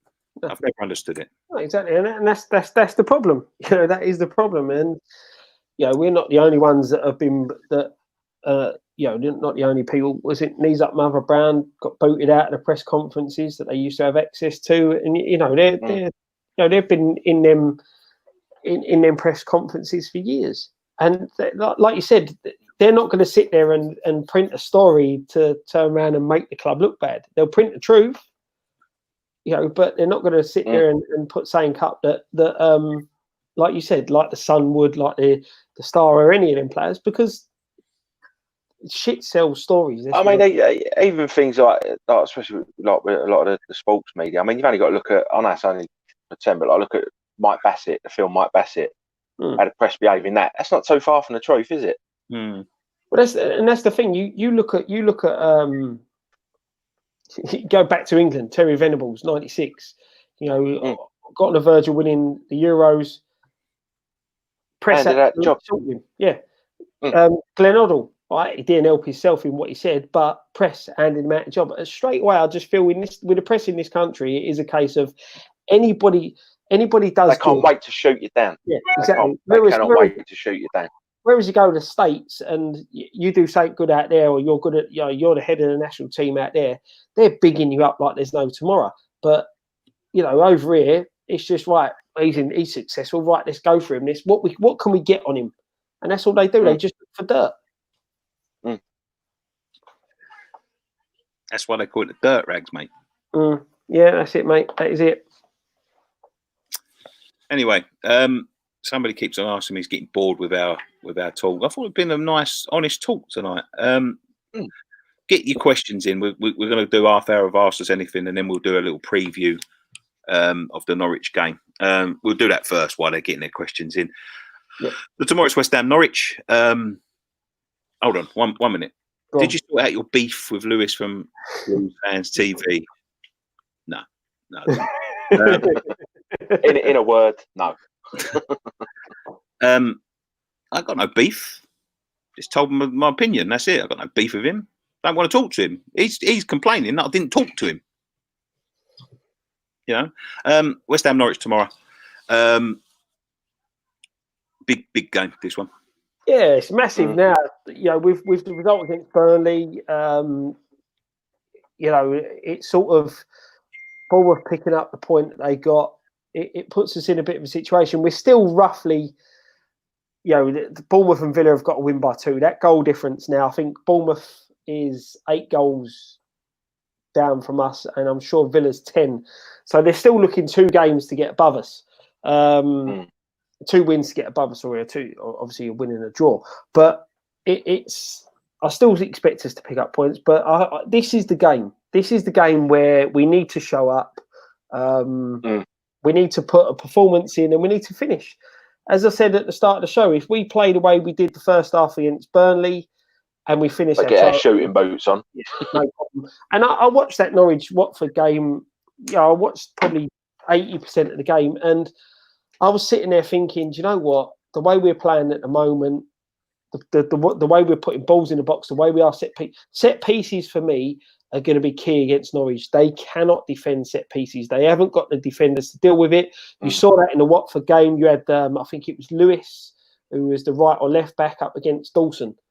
And Dawson just sort of just nudged him out of the way. It was one winner. And if you get a player like that who's not physically strong in the air up against the likes of Rice, Soucek, let's be honest. Yeah. As long as the delivery's in pinpoint and we can find the back of the net, I think we'll be fine. But if we can put our set pieces in how we did against Chelsea, our set pieces that night were really good. We're causing a lot of problems. If we can do that. The stats worry me, though. The fact that we've not won there since, I think, 73, is it? What, Norwich? I think. Yeah, I'm going to check. Hold on. Let me have a look. I'll take your word for it. We've not lost. We've not won at Carrow Road in 17 games, and since February of 1973, we haven't won there. Sorry, since then. So that is a worry. That is a worry. And the FA Cup. Yeah, I thought we did. In the FA Cup 2006. This is in the league. Apologies. Oh, right. All right. So that is a massive worry, and the fact that we haven't won away since we haven't won away for a while now. 9 games, 10 games. Chelsea. I honestly think Chelsea. Now this might come back to bite me in the arse. I just think we'll have too much from tomorrow. See, I think it's going to be a bit of a cagey game. I think it'll be a bit cagey. I don't think it should be. I honestly think, as I said, I watched Norwich, watched the way they attacked. If Cantwell's available, bit of a different. He's an exciting young player, but I just think that the way we're playing at the moment will be too strong for them. Really will be too strong for them. You know, Watford, they went a goal down quite early on, but I'll be honest, after that, it didn't look like losing the game. And once the game got stretched and got end to end, it worked in the opposition's favour. Well, they'll actually be the ones edgy because if they lose on Saturday, they'll actually be relegated, and that's when the pressure will come off of them. Can we actually relegate them this Saturday? Yeah, we'll relegate them if they don't win. Anything but West Ham win relegates them. Yeah, they have to avoid defeat. Yeah, to have a chance. All right, let's take some. Go on. I was going to say, Thingy's back training, isn't he?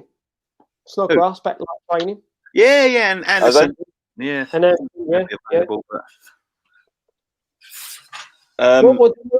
before we go into the questions, changes.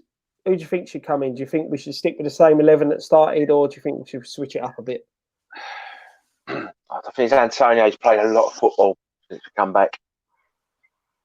He did look a bit shattered towards the end of the Burnley game. The problem is the team's been playing well, but they looked a bit leggy. The problem is with David Moyes is the team that starts is more or less the fucking one that's going to finish, isn't it?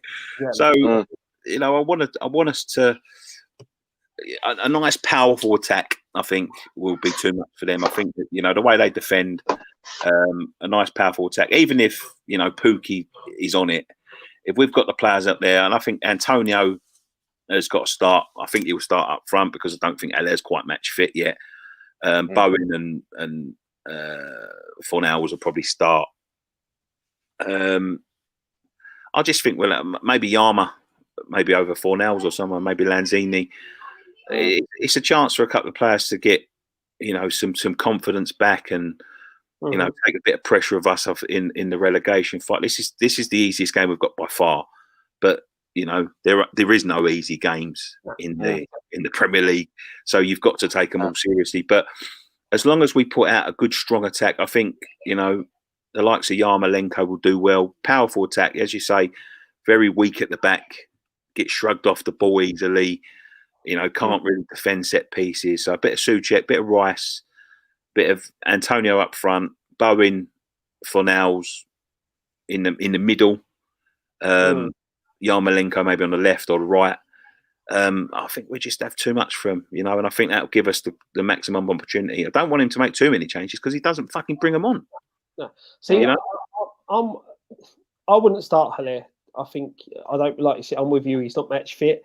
Antonio to start up top. I'd probably leave Yarmolenko on the bench for this one, and I'll bring Wilshere into the midfield to try and pick him apart and go put Bowen one side and probably bring Lanzini in on the other. You know, and try and get Wilshere on the ball to pick him apart. With Souček's presence in the middle alongside Rice, I think we could have too much at middle. I just think this could be Wilshere's chance to show what we know he can do. It is a shame Anderson ain't playing because Anderson against Norwich was fucking superb. Yeah. Joe, what? I agree with you, mate. I thought this game would have been, if he was available, this would have been a game where we actually see the Anderson that we paid the money for. But we're saying all this. You watch us lose 1-0. It would be typical West Ham, to be fair. It's not beyond the realms of possibility. Thank you so much for the £5 donation, Jordan. How confident are you tomorrow's game? Do you think it will be a walk in the park? It's not going to be a walk in the park. It's going to be an edgy affair, but I think we'll just do it. To be honest with you, I'm with you. I think I just feel we'll be too strong for them. Same as Norwich. Same as Watford. Sorry. It all depends on gets the first goal. I think. Because I think the one that gets the first goal, the other one's arsehole's going to fucking start flapping like a good one. I think if we get the first goal, the Reds will go, and yeah, we could run out 2-3. But right, let's take some comments, Graham. Right, I'll come to you first for this one. Are they about my eyebrows mainly? Did you better off to have a lawyer? Ooh. Oh, come on, Gray. Just it's a quick answer, mate. It's not deep. Sausage and batter. Scott, I'm with him. Sausage and batter. I love a sausage and batter. I like to have a lawyer, man. Saveloys are nice, but I don't like saveloy, but sausage and batter. Yeah. I would like to see a sign of players from Brentford. Do you like anyone else from the Championship? There's a few good players in the Championship. Matty Cash, right back. Right back. Yeah. There is the thing is, I don't watch a lot of Championship football, so I only get I only hear what I'm told. You know, I know there's a couple of boys at Brentford who are quite good. There's a guy at QPR as well who's pretty decent. If Norwich go down, I go for Cantwell because he, as I said, he looks an exciting prospect. That's it. I think next season there's a couple in the Championship, depending on who gets promoted, that we need to nick. Lee Davis says, "Does Nicky have a 6-pack?" No, mate. I've got a keg. Only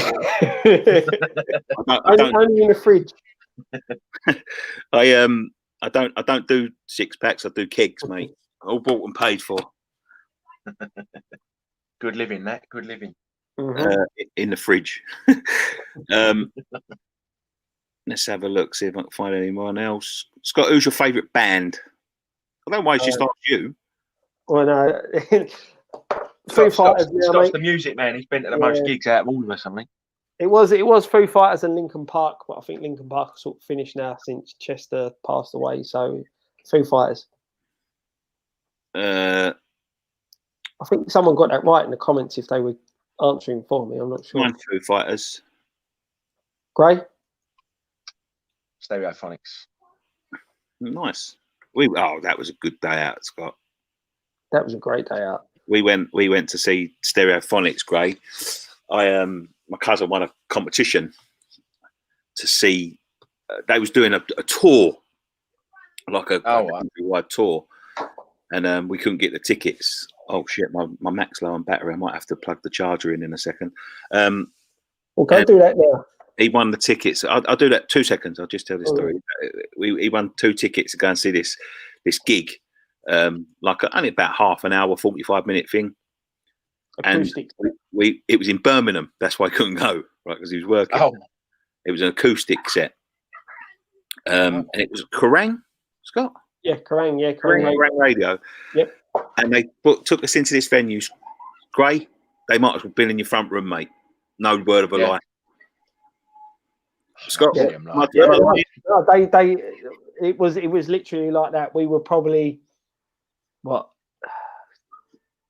feet, 10 feet, 10 feet, 10 feet away, 10 feet away from them. Standing there. The funniest thing was we thought we only had 2 tickets. Apparently, we had about 10, didn't we? Yeah. We thought we only had 2 tickets. So me and Scotty went up there, and he was like, "Where's the rest of your 8 mates?" I was like, "Nah, this is it." How long ago was this? 10 year. Yeah, about that. Yeah, they've been out on their lash as well, hadn't they? Because they're one of the boys. It was one of their birthdays. It was a good day. It was a good day, Nick. I've known you boys best part of 20 years. Well, you were probably working, mate. I just thought we had 2 tickets, and I could have took a day off.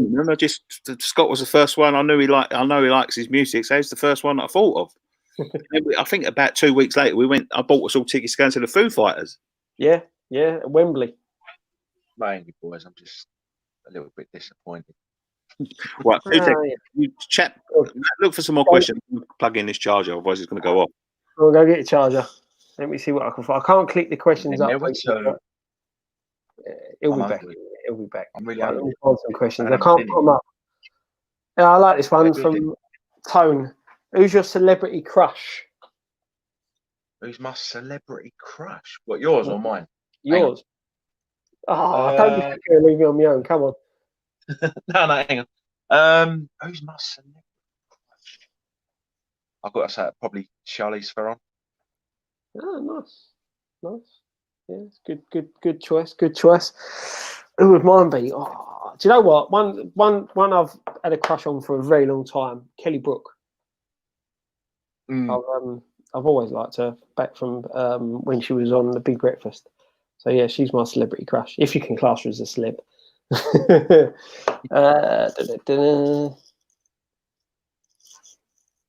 Have you ever had a pint of Guinness in Dublin? I've never No. been to Dublin, so no. I would like to go though. Yeah. Your mum and dad have? Were any of you Junior Hammer members? I was. Oh, I think I was for 1 or 2 seasons. Very, very first meeting I went to was 1985, and the 2 players that were there were Tony Cottee and Mark Ward. Nice. I remember it well, and I did bring that up when I met Tony Cottee. Right, here, great. Chris H. If West Ham stay up, would Graham be willing to dye his eyebrows claret and blue? We could raise some cash for charity, perhaps. We'll get the old like combing stuff. Yeah, I reckon you should, mate. I reckon if we stay up, I could do like one of the post-match shows, claret blue eyebrows. if money's going to charity. Right, Nicky, as you've just come back, your celebrity crush. Celebrity crush? Yeah. I could Stone Cold Steve Austin, mate. I fucking love Stone Cold Steve Austin. I've got I don't know if you can see it. Within like a load of skulls there, I've got a Stone Cold Steve Austin smoking skull. I fucking love Stone Cold Steve Austin, man. I loved him. I met him once. He's got ex-missus and kids who live in Basildon. Yeah. Yeah. Imagine if I went up the fucking Eastgate and he was up there. Yeah. Oh, mate. They from the story I remember reading in the paper, this was like when I used to live in Canby, that the kids used to always say, "Oh, yeah, our dad's Stone Cold," and they used to get bullied because people thought they were lying. Yeah. So he turned up at the school and picked them up from school. And they never got bullied again. Exactly. Giving fucking all sorts of Stone Cold stammers to the parents and shit. Imagine going to the school and Stone Cold Steve Austin's picking them up, his kids in Basildon. Just imagine having Stone Cold Steve Austin as your dad. Oh, man. Do you know what? Stone Cold was at West Ham once. That's when I met him. I met him a day after, I think. He was at that Fulham game. And I said to him, "Did you enjoy the game?" He said, "Yeah, I loved it." I said, "It was all going well till you come on the pitch, was 2-0 up." I think we drew the game. He started laughing. I said, "Don't come again." He went, "I've got to come again, man. I'm a West Ham fan now."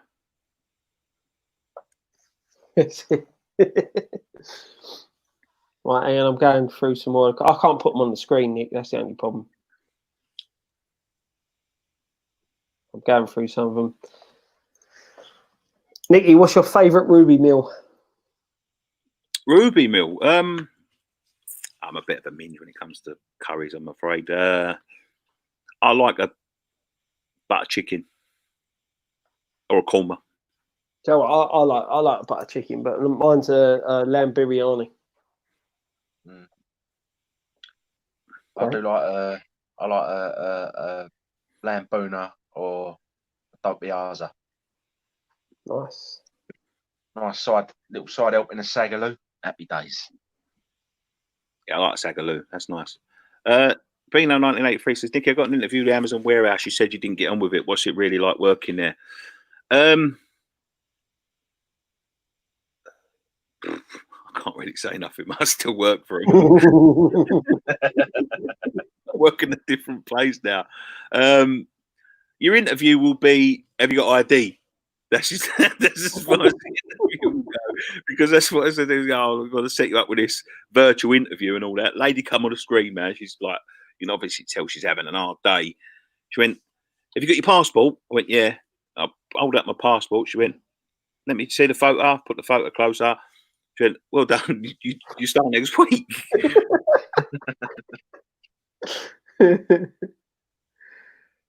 Yeah, Lone Star Londoner, Margate or Clacton? Margate. No, it's always been Clacton for me. I don't like going I used to go there as a kid, but I've been on a few B-notes to Margate. It is a good laugh down. Yeah, I'm been on a few of Wine Hammers B-notes down there. I'm going Margate. I like Margate. Oh no, do you know what? I've only been to Margate once. I went there when I was a kid. My mum fucking picked us all up one Sunday and said, "Right, we're going to Margate." And we got there, and the Pleasure Beach was closed, or wherever it's called. And yeah, I had a shit time in Margate. Never been drinking there. Never been there as an adult, really. Done it all up there, down by the seafront and that. Have they? They've done up the fairground as well. Clacton was always mine. I used to go. My granddad was they had caravan and that. We always used to go there. It's not as nice now as it used to be. No, we used to go Jaywick when I was a kid. Oh, it was lovely down there then. Jaywick. It used to be nice. My granddad had a caravan in Jaywick, and then he went to Clacton. Jaywick was lovely. It's the fucking worst place in Britain now. Yeah. I must admit, with places like that, like with Margate and all that, it depends what you're going there for. You know, if you're taking the kids and for the beach and things like that, Margate's absolutely brilliant. But it's not a place I go to. Well, you've been on a Beano there, Gray. So, but I don't think it's that good a place. I've done quite a bit of work down there before, and driven around there during the day and seen the amount of drunks that are sitting there during the day drinking. So I can imagine what that place is like at night. I mean, most famous West Ham celebrity supporter. It's got to be the Queen, isn't it? Yeah. Barack Obama. Barack Obama. Yeah, it could be. Yeah. One of them too. Other than that, probably Alfred Hitchcock. John Cleese. Oh yeah, John Cleese. Forgot about him. Yeah, John Cleese. Matt Damon's West Ham, and apparently. Yeah, Matt Damon. Yeah, lots of them. Lee Farrell question: who would win in a boxing fight, Nicky or Robbie Lyle? Well, he'd beat me. Don't fucking box. Go the distance, that one. Go the distance. No, man. Favourite wrestler of all time? Well, we've answered that. Them two don't watch wrestling. I used to. Thank you. I used to. It's like British Bulldog. I see him win the Royal Rumble. Brilliant. Bret Hart. Superfly Jimmy Snooker. He never run the Royal Rumble. Did he? I thought he beat the Undertaker one year. Huh? Royal Rumble? Royal Rumble's 30 men.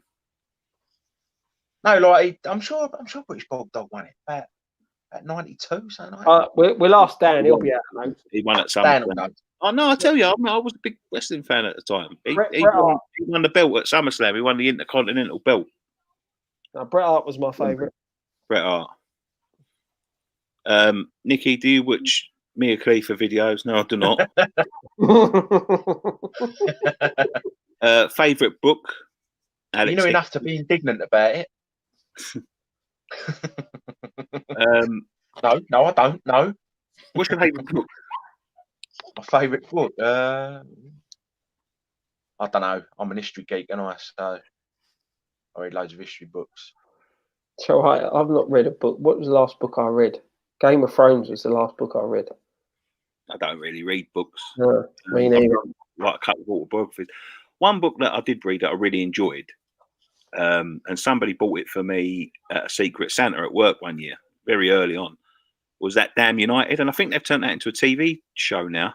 They made a film out of it, didn't they? Damn United. Yeah, well, it might be a film then. They did, Damn United was good. It was a decent book, that. About Leeds. Brian Clough's very, very short spell at Leeds. Yeah. Grandad or Uncle Albert in Only Fools? Uncle Albert. Oh, yeah, Uncle Albert. Yeah, well, that's just because that's what I remember. You know what I mean? Grandad was very early. I think they started making Grandad episodes before I was born. Well, I think Grandad was in the Chandelier episode. Yeah. Yeah. That was quality. Favourite donut? What brand or donut in self? Brand wise, Krispy Kreme. Yeah, Krispy Kreme. Krispy Kreme in it. Yeah. I love. I must admit, a hot sugar ring donut down the seaside. Krispy Kreme, fresh one from an Enfield place. Just a plain one with the sugar on it. Just the plain ring donut. Yeah. I don't like the one with all of that. I like the one with the chocolate in the middle. What's the one with the got a chocolate filling in there. Can't remember the name of it now, but I like that one. Favourite pair of football boots. Do you know what, right? Hold on, stay there. Adidas World Cup. Even though my feet are too wide now. Actually, I'll tell you what, I've got a pair of molds, Copa Mundials. They're like a pair of slippers. Puma Kings as well. Puma Kings. I never owned a pair of them, but someone lent me a pair once because I forgot mine. And they were really nice. They were really comfortable boots. Yes, the ones Nicky's got. In the cupboard. Nicky's got. What size are they, Nick? 13. Oh, no, they won't fit me. I'll say I'll have them. The last pair of football boots I had before my Chloe bought me these, actually, before I had to give up. And I found them in the cupboard the other day when I was my old flat. I'll tell you what, right? If anyone wants these, they're my last pair. Still got the mud on them from a game, probably. But I found these in the cupboard the other day. Obviously, it brings back loads of old memories. But if anyone is a size 13, you're welcome to them. Because I don't I fucking could put 4 pairs of socks on and wear them. Be all right. That was my favourite pair, man. They were like slippers. I got the moulds for them, the Mundials. Very comfy. Favourite West Ham Fan TV member? Well, me. all of them. All of them. I love them all equally. No, like myself. Where's Ryan? He's not here tonight. He's a bit busy tonight. How did your GCSEs go? This is a question. I've done all right. I'm probably probably the worst one of the group GCSE. I got enough to go and do my A-levels, put it that way. I never went to college. I got decent GCSEs, never went to college. Yeah, I've done middle of the road GCSE wise. So we'll leave it there. I've done all right. Ryan says, what size are they? 13.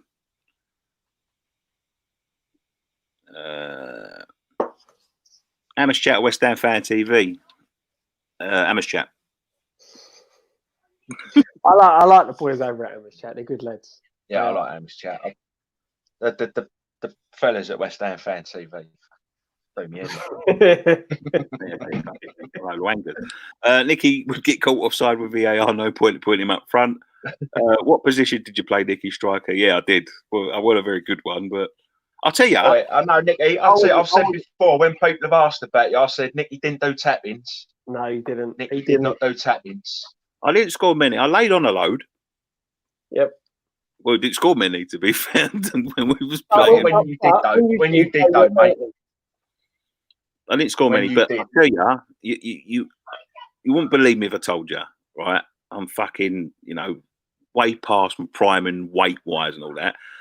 But I'm telling you, man, when I fucking was on it, I was on it, and I scored overhead kicks and fucking scissor kicks and fucking. Nick, the one I always remember. The one I remember was that I was just coming back from knee operation. I think I was still on crutches. And I come over to watch. And I remember you chesting one up, like flicking it over off your chest and like swivel volleying it into the far top corner. Yeah. And I just remember dropping my crutches and like hobbling on and just jumping on Nicky, like pulling it down. I remember one, it was a cross. And to be honest, I don't know to this day how I've done it. But it came over and it was like a low drilled cross. And I'd done like this fucking scissor kick. Remember that one? And honestly, to this day, and I sort of leant my fucking body right back and I've done this like fucking scissor kick thing from 20 yards out. And it fucking, keeper was like a little bit off his line. And it fucking rattled the bar, bounced and bosh in the roof of the net. That was my favourite one. And like, the ball come from like in front of me. So it's coming, like the geezer was at the byline. And the cunt tried to flag me for offside. The referee, I thought it was offside. So I didn't even fucking get to celebrate it because I thought, he's fucking cheated me here. The ref went, no, it was a goal. It was a goal. It come from behind him. But you wouldn't. But honestly, if you looked at me now, if you come and meet me in person, you would never believe I could fucking get up like that. To be honest with you, I couldn't believe it myself. Yeah, I got one. Neil Walker. What's the best toy you ever received at Christmas as a kid? Oh, Christmas. My AT-AT. Oh, It's what? What did he say? I never got one of them. No, Empire Strikes Back. The AT-AT. AT-AT. AT-AT, yeah. See, I didn't get them new. I bought a load of my Star Wars toys were my favourite, but I bought a load of my Star Wars toys off my neighbour. He had them all. I mean, even ones that you had to send off tokens for, and he just stopped playing with them. And I think they sold them to us for 20 quid for the whole lot. Millennium Falcon, fucking 2 AT-ATs, fucking all the ships, all the fucking stormtroopers, Luke Skywalker, fucking the Emperor who couldn't get. And I bought them for 20 quid. And do you know what I've done with them all? I've donated them to an hospital when I stopped playing with them. Mate, I had all the originals and I sold them all at a boot sale for next to nothing. Yeah. Weren't good. But no, best present I've got. Sky Electric. Right, yeah. That was one of my Did you have favourite. the one with the motorbike sidecars or the one with the 2 minis? No, I had Le Mans. Oh, yeah. Oh. I had my favourite Christmas present, I think, of all time was my Ghostbusters Firehouse, without doubt. Because that was, had one of them. I played with that shit for. I remember because I had the car. Yeah, I think I got the car and the firehouse at the same time, so I class it all as one set. But I had this firehouse; it was fucking tall like that, right? And it had holes through the middle, and it came with a pot of slime, and you could pour the slime into the top of it, and it all used to ooze into it. Mate, I tell ya, I fucking went upstairs, got me dad or whatever to put stickers on. Gone upstairs, fucking sitting there playing with this fucking Ghostbusters set from 4 o'clock in the morning or whatever it was. I woke up until 6 o'clock at night. My mum come up and I'd been fucking tipping the slime. Yeah. And the problem is, it didn't stop at the bottom. There were still holes at the bottom. So it was all over your carpet. It was down in the carpet, yeah. And fucking as she's lifted it up, it's fucking all like this dried up slime in the carpet. And I got smacked arse and sent to bed. And but my second favourite, and I don't know whether you remember this, was Mars Crusaders. Yeah, I used to love them. Oh, mate, I'll tell you, Matt Tracker car, and all the cars that used to fly about. You open the doors up, fucking flying around like fucking. Oh, I'll tell you, I had fucking hours of fun with them, man. But the Ghostbusters one was my favourite. I had loads. I had them ones. I had the Star Wars. I had Transformers. All the originals as well. And yeah, sold them all at a boot sale when I was sort of too old to play with them anymore. Never too old to play with Star Wars. Oh mate, regretted it ever since. Especially now, how much money it was. I even had one of the rare Star Wars figures that was meant to be all one colour, but they misdone it. And one was the top half was white and the bottom half was blue. And I found out that they're worth quite a bit of money now. I see someone said, "Are you into gaming?" Yeah, I am. We come from that sort of generation, though. You know what I mean? Where when we was kids, it was the start of the boom. So I've since I was little kid, I had an Atari and a Nintendo and all that. And I still buy them now, you know. I had Commodore 64 and all that. I had a Commodore 64 Spectrum and an Amstrad, and I was well into all of that when I was little, man. That's probably why I'm a fucking big fat bastard now, because it was that sort of yeah. But I've always been I've always enjoyed computer games. Not so much lately, really. I think I might be growing out of them, to be quite honest with you, but. I've tried to. I like the games with something a bit more about them. You know, like the sort of like the puzzle. So I like the Uncharted games and stuff like that. What? I'm looking forward to the time when my boy gets into that, so that I can sort of revisit it a bit with him. But I'm not great. The best computer game he had was an Abacus. Here we go. Yeah, no, I had the old Atari. One of them. Then I went from that to the old Nintendo, then to the Mega Drive, I think. Amiga. I didn't have an Amiga. Oh, he must have had Sensible World of Soccer. Best game ever. I played that in school, in IT. Best game. Yeah. In IT. Oh, nice to know you. You know, you was taking your education seriously. That's what IT was about back then. They weren't like all the modern day computers now, mate. Favorite child movie? Childhood movie. Goonies, mate. So I love the Star Wars films, but yeah, Nick Goonies, Ghostbusters. There was loads. 80s was a good decade to be a kid because there was loads of great films. Yeah, Do you know, I remember when I was about 10 or 9, one film I used to watch all the time, and it's not like a classic or anything. Dragnet. Do you remember Dragnet? Yeah. Dragnet was Tom Hanks and yeah. Yeah.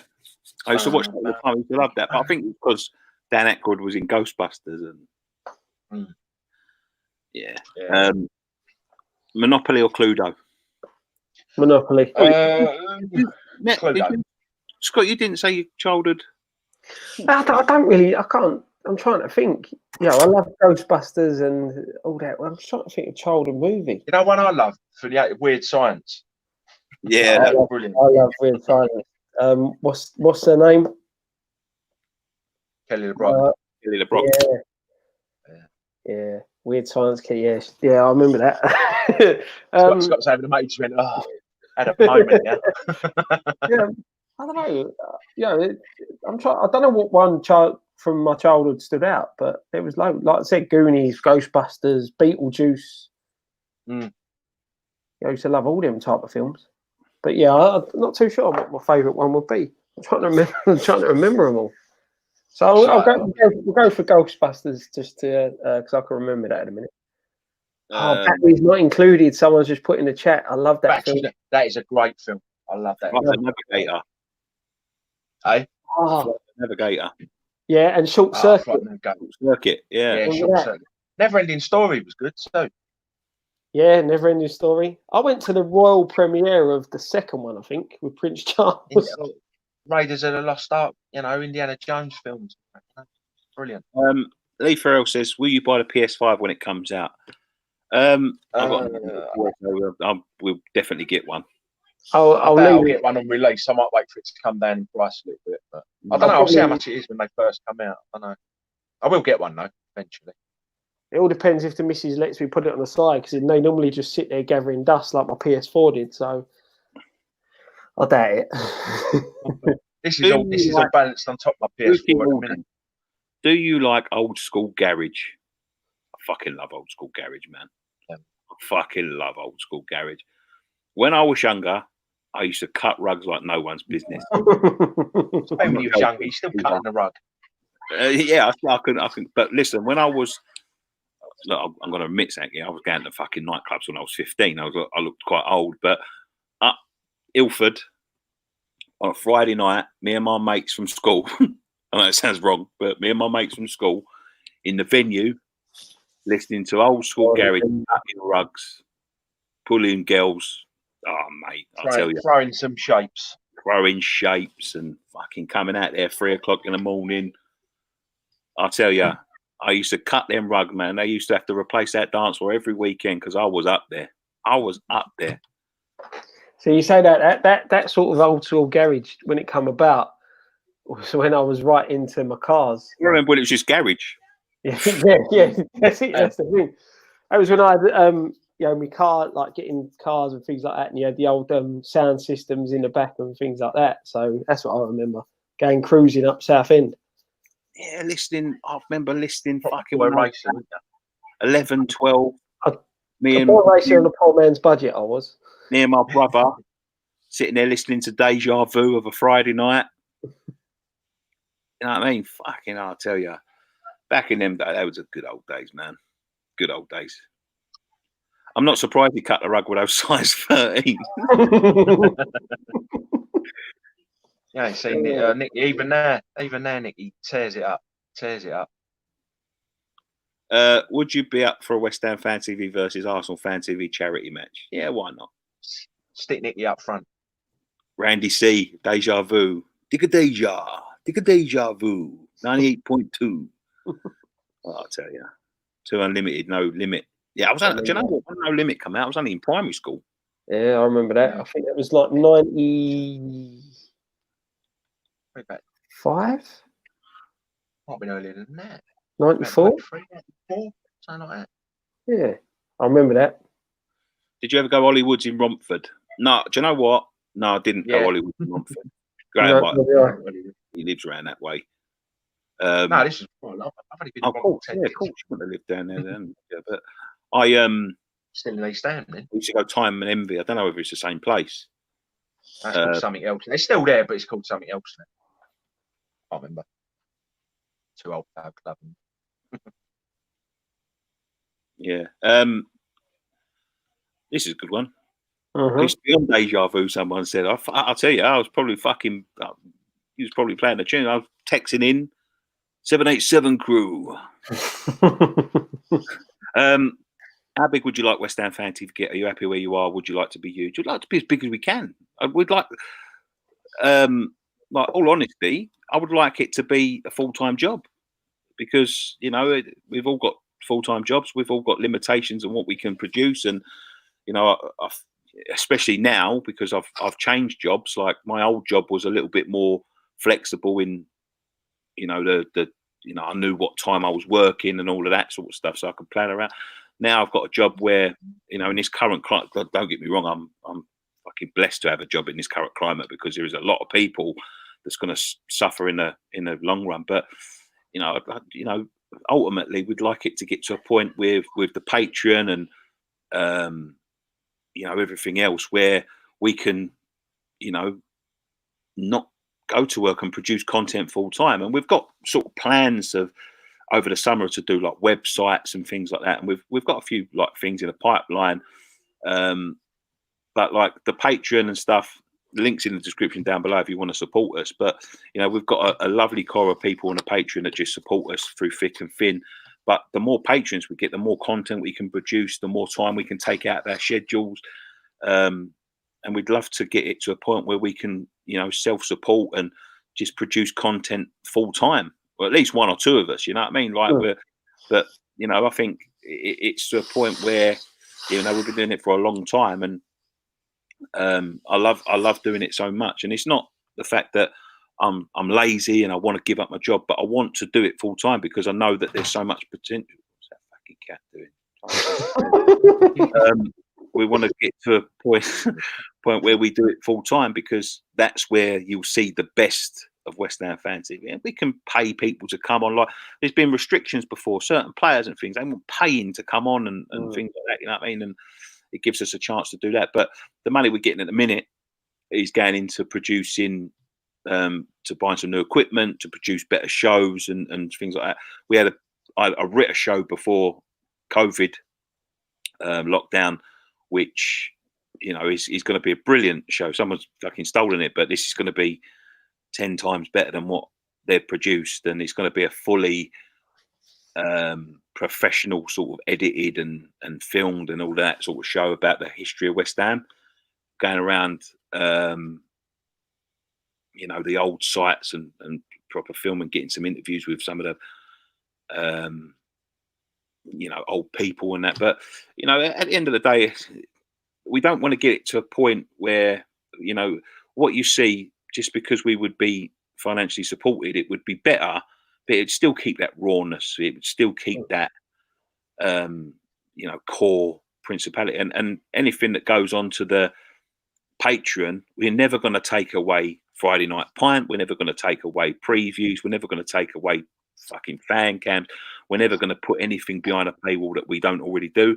This is just for extra stuff. This is for extra content. How much does equipment cost? Fucking loads, mate. We spent, I'll tell you, I won't tell you the amount, the correct amount, but we spent a lot of money on some equipment a couple of years ago that would stop us having to use the cables because people was walking through the cables and all that. This is just the equipment that let us have a wireless microphone to the cameras. Just because we was getting people walking through the cameras, it was damaging the ports and the cameras and all that sort of stuff. And that cost us a lot of money. And I mean a lot of money, right? And this season it started to fail. and we didn't know why. And apparently, it's because the fucking frequency that our equipment's on has been taken over by 5G. Now it interferes with it, and that's why we was getting so many audio problems. So all that's got to be replaced.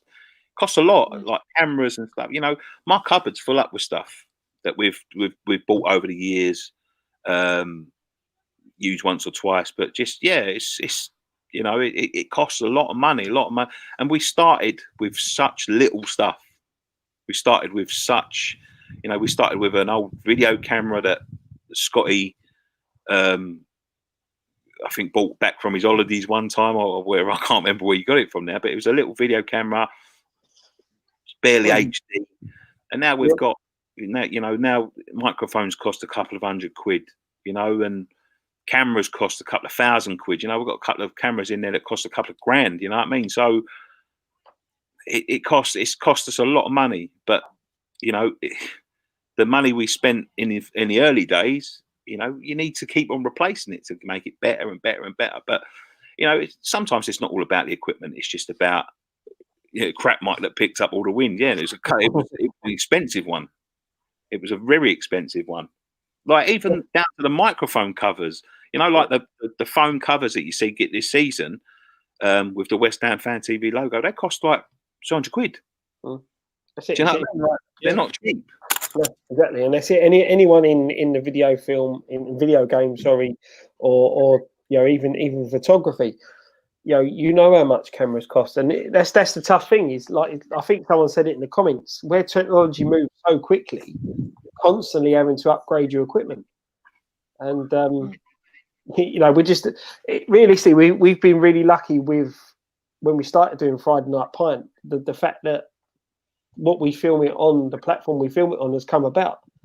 You know, if this had happened when we first started the channel, we wouldn't be able to put this out. You know, and it just shows how far forward, you know, that it's come, and the fact that now, especially with mobile phones and things like that, we can still put content out when it's difficult. Sometimes it's not just about the equipment; it's the amount of time. Like, especially with me, you know, I started this and I knew nothing. None of us knew anything, and the amount of time that we've gone to learn certain, you know, it's not perfect because we've never gone to a professional or whatever. I've literally learned as I've gone. But yeah, it's like the amount of hours I've put into this is unbelievable. It's unbelievable. You know, I've put more hours into this than I've probably put anything in my life, including jobs. You know, and it's, you know, it makes me a bit emotional because it's such a long journey, and you know, every time you go to the next step, something gets in the way. You know what I mean? We denied that Patreon thing for so long. We was going to do it so long ago, and it would have, you know, put us way ahead of where we was going to go. We would have been way ahead of where we are now. But it's we held onto it, and then we finally got it all right and pulled the trigger. And then the day we pulled the trigger, they pulled the football. Exactly. Very same day. You couldn't get more. You couldn't get more West Ham. That's such a West Ham thing, isn't it? You know, overall, it's it is a bad thing. Somebody just said there, 50k sub, nothing to scoff at, guys. Might not be a million, but that's a lot of people. Listen, I appreciate every single in person, because when we first started this, it was just to give people a platform and all of that sort of stuff. And I appreciate every single person that sits here on a Friday night listening to us and interacting with us and everything. We've gone nearly an hour over we normally do tonight because we're having such an emotional chat. You know what I mean? But you know, it's such a. I think the idea is the right idea. It's just that we need a little bit more brains behind it. You know, we've wasted a lot of money on equipment that we don't. As I said, my cupboard's full. We probably use one bit of it. You know what I mean? Like, we've bought things, but we live and we learn and all of that sort of stuff. But 51,000 is amazing. It's more than I would have ever imagined. You know, it's more people than, you know, would have been in Upton Park.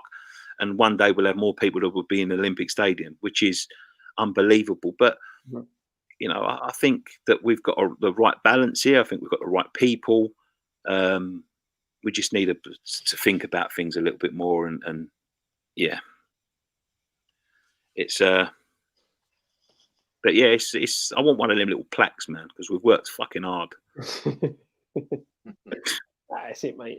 That's the thing, you know. From we would never be like we've been in for like awards and stuff. And I look, I don't mean to blow my own trumpet, but there's people that have won awards that, you know, our stuff's better, but we don't fucking lick arse and we don't know the right people and stuff like that, you know. That's why we don't go for them anymore, because, you know, we're not on the right side of the media and all of that sort of stuff. So yeah, I don't know. It's my idea of this is just to give people a platform, just to give something to people to watch. And you want to add anything, Grace? I thought you died there. No. You blinked in about 5 minutes. No.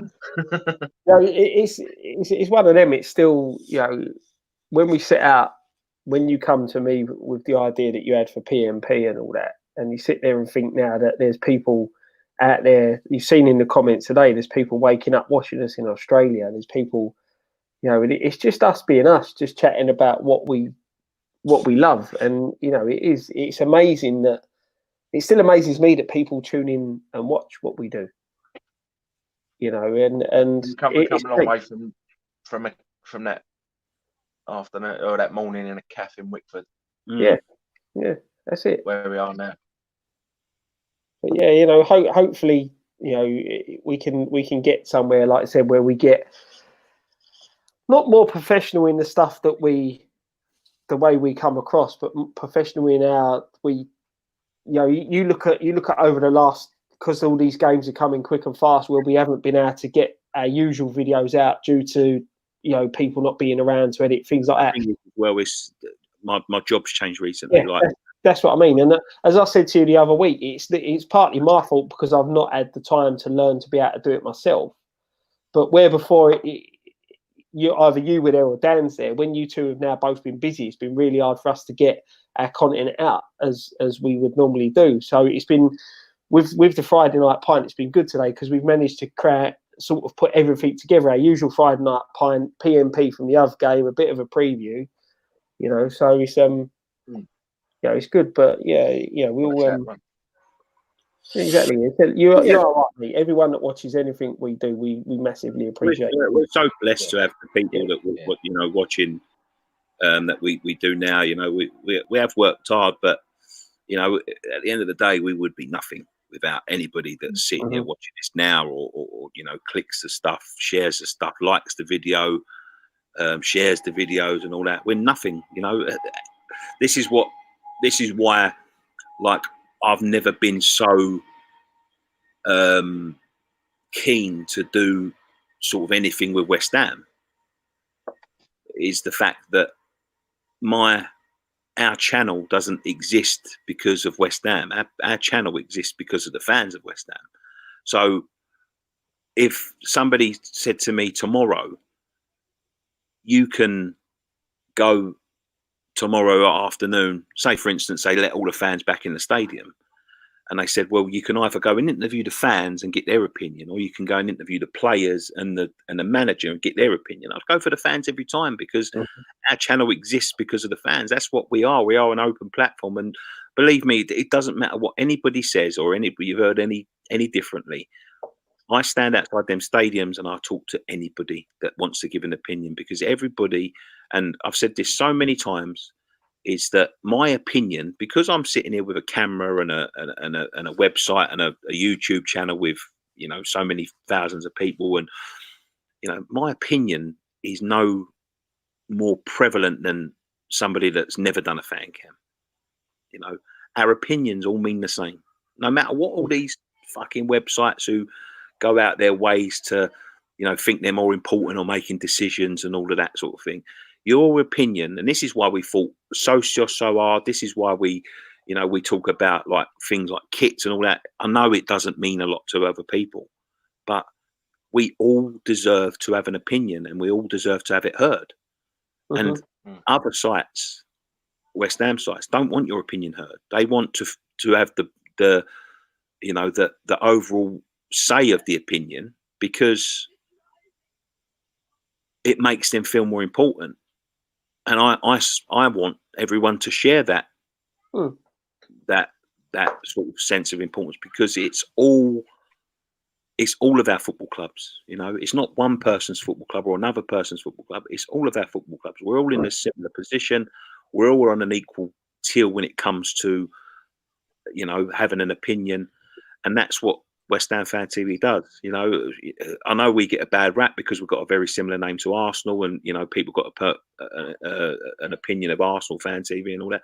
But they're the same. I know Robbie, and I know that is his passion, is that he wants to give fans a voice, whether they're angry fans or emotional fans or happy fans, whether you don't agree with me or agree with me. I know I've never your opinion is just as prevalent as that them pricks over at Claret and you that think they run the club.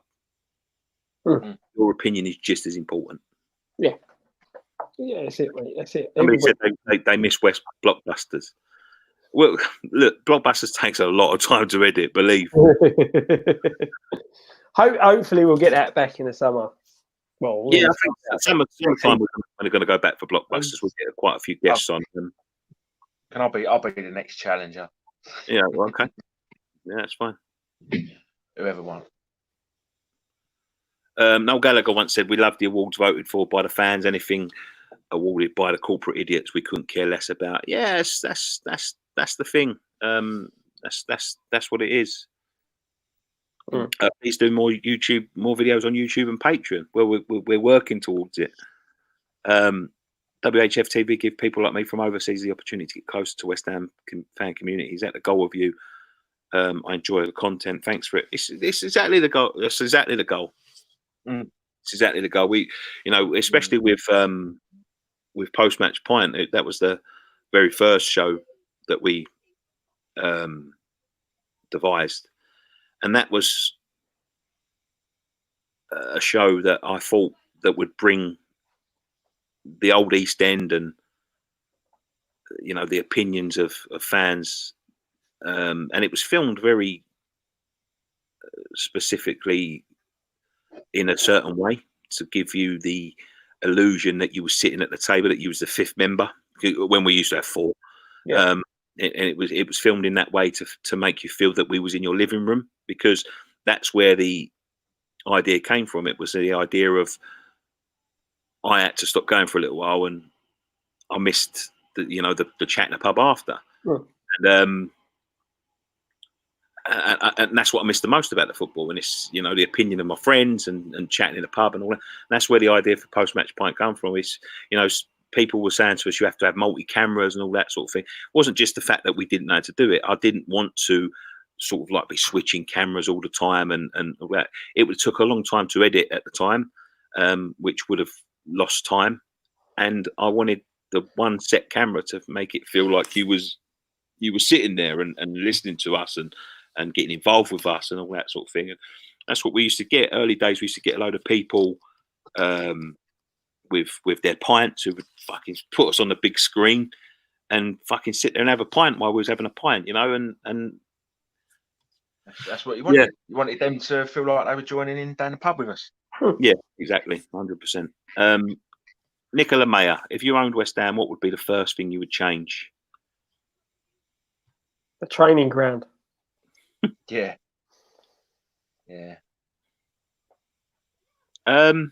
Maybe a few less porter cabins and. Yeah. Are you doing a watch along tomorrow? Yes, we are. Who do you guys hate more, Liverpool, Man U? Fans, they're saying Liverpool, Man U fans. It's tough because I know a few Liverpool fans. I know a few Man United fans, so they're all right. But out of the two, I'm going Liverpool. Why? I think it's because of I've never liked Liverpool fans. Yeah, I think also because you've got like pundits like Jamie Carragher. Can't stand him. I'll be honest with you. I've never Climbing the wall. Your battery's gone. I've never had a problem with Liverpool fans. Some of my good friends of mine are Liverpool fans. I've never known a Manchester United fan from Manchester. Never. I'm trying to think if I've met a Manchester United fan from. I haven't. I know Adam I've McCullough. I've met some from the surrounding areas, but not actually from Manchester. I've met Adam McCullough a little bit, and I didn't know he was from Birmingham. You know what I mean? I've never met a Man United fan from Manchester. So I'm just going to say Man United fans just for the fucking fans. You know what I mean? Alex Hegarty, you're all very friendly and professional and approachable at the games. One of my favourite pre-game moments was meeting Gray and Scott before the match and letting them know I appreciate their hard work. We appreciate it. Yeah, I remember meeting him in the pub. Ruddy Game says the multi-camera switching is annoying. I prefer the rawness of just one shot. People often mistake camera angles for quality. I'd offer Declan Rice a 50-year deal. 50 years, fucking hell. Liverpool fans are the only away fans that come up to me after a game and said, "Well played after you deserve to beat us." Yeah, look. As I said, I can't sit and say all of them. You know, as I said, I know some Liverpool fans and they're really nice guys, but in general, that's what I'm going for, generalisation. Who winds you up more, DT Troops or Ty from Arsenal fans? Because I know them all and I like them all. They don't mind me. I've met them all. I've met them all once, and they all seem like nice fellas. I get on with Troops more. It's not that I don't like the others. It's just that I know him a bit better. Spent more time with him. I've always wanted to do an interview when we're back at the stadium. I'll come over. Everybody. Always welcome. Everybody's welcome. Everybody's welcome. Never let anybody tell you anything any different, because we don't. Like, you get people saying, "How can you interview Tom? Dom's interviewing Dom," and all of that sort of nonsense. The whole point of our channel is we interview everybody. Yeah, that's it. So I was just reading the comments saying Graham's lying, his battery's died, he's just fell asleep. He went sideways. I think he might have laid down. Is it true Troops is mates with Declan Rice? Troops is mates. I'll tell you, I've been to a few events with Troops, right? Troops is mates with every fucker. Everybody knows him. Players, athletes, actors, they all know him. He's mates with loads of Antonio. Him and Antonio, fucking like that. I take it Graham's not coming back to us. It's just me and you finishing it off, mate. Right, let's start finishing it up now. What happened to Tom on your channel? Tom Down. He just stopped coming over. I don't know. I still speak to him. I used to play Call of Duty with him when the lockdown first started. But he just moved on to part. He don't really come to West Ham anymore. I think he had enough of it, and I think he moved in with his girlfriend, and you know they've been away for weekends and things. He don't really come to football anymore. But I still talk to him. Still a good friend of mine. Last couple now. Honestly, how much do you think Declan Rice is worth? Depends what league we're in. Everyone's willing to pay for him. For me, like me personally, I think he must be worth in the region of 80 to 100 million. Yeah. Because he's young. Yep. He's got 100 fucking Premier League games under his belt. Watching him like week in, week out, he is our best player week in, week out. He's not one of them people that are appreciated by other fans. Other managers maybe, but not other fans. Yeah. He's young on a long deal. You know, I've got no doubt he's going to be a future England captain. You know, he can only get better from where he is now. And I've seen a lot of West Ham youngsters come through, like the golden generation of West Ham youngsters after Moore and Hurst and all them.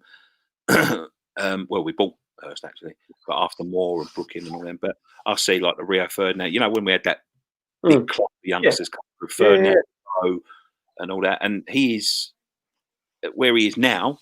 at his age, he's head and shoulders above the others in terms of like experience and all that. Like Ferdinand was brilliant. Ferdinand was one of my favourite defenders ever. But the amount of mistakes he made, don't get me wrong, he only made them once. That's how he became into one of the world's best centre backs. But you don't see Rice making them mistakes. I've seen Rice make about 3 or 4 mistakes, and again, never seen him make them again. No, exactly, and that's it. And that's the thing. And when you look at his age, the age he is now, he's showing more qualities, I think, at this age than some of the others did. You know, and what you've got to look at is how important Rice is to the team. How much would it cost us to go and buy a player to replace him? It's not only that. It's you know, I said this the other night. You know, when we got into that bit of a fucking to do with the Joe Cole thing. But I said this the other night. Is that you know, people that actually care about the club. There's not many there now. Like what I can see off the top of my head, there's not many that actually want to play for the shirt. And that's why when we moved, I think players like that are so important. I was surprised that we sold Tompkins. I said at the time, I said it was a good deal. But you know, people that actually are around the club that actually care and wear their heart on their sleeve, there isn't many. You know, Rice, Oggy, I think, you know, really care about the club. Snoddy, I think he's got good rapport. Nobes, obviously. Antonio. I think that's it. Coming in, I think he's got a professional attitude. I would say that, he's just a more professional. Yeah, he's an old-fashioned footballer. You can tell he's like I said, when the likes of Di Canio and all that come over, they were, you know, when he come and played for us, he was first in training, last out. That old like football professional took the game seriously, and that's how he comes across to me. So Richard B said Tompkins shipped out was harsh. I'll tell you this now. I remember his press photos for Palace, man, holding them Palace shirts. He did not fucking look pleased. No. You know? In hindsight, I thought at the time it was a good move for us getting rid of him. It was a good deal. But in hindsight, the problems we've had with consistency of injuries to like the likes of Winston Reid and things like that, we probably could have done with him sticking around and being at the club. But it was just obviously, I think at the time he was playing right back for us, weren't he? And it was a case of, well, you're not going to get in as a centre half and you're going to have to play right back. And I don't think he really wanted to. And then it ended up the centre half got injured. Right, we're going to take 3 more. Go on in. Before you go, score predictions for tomorrow.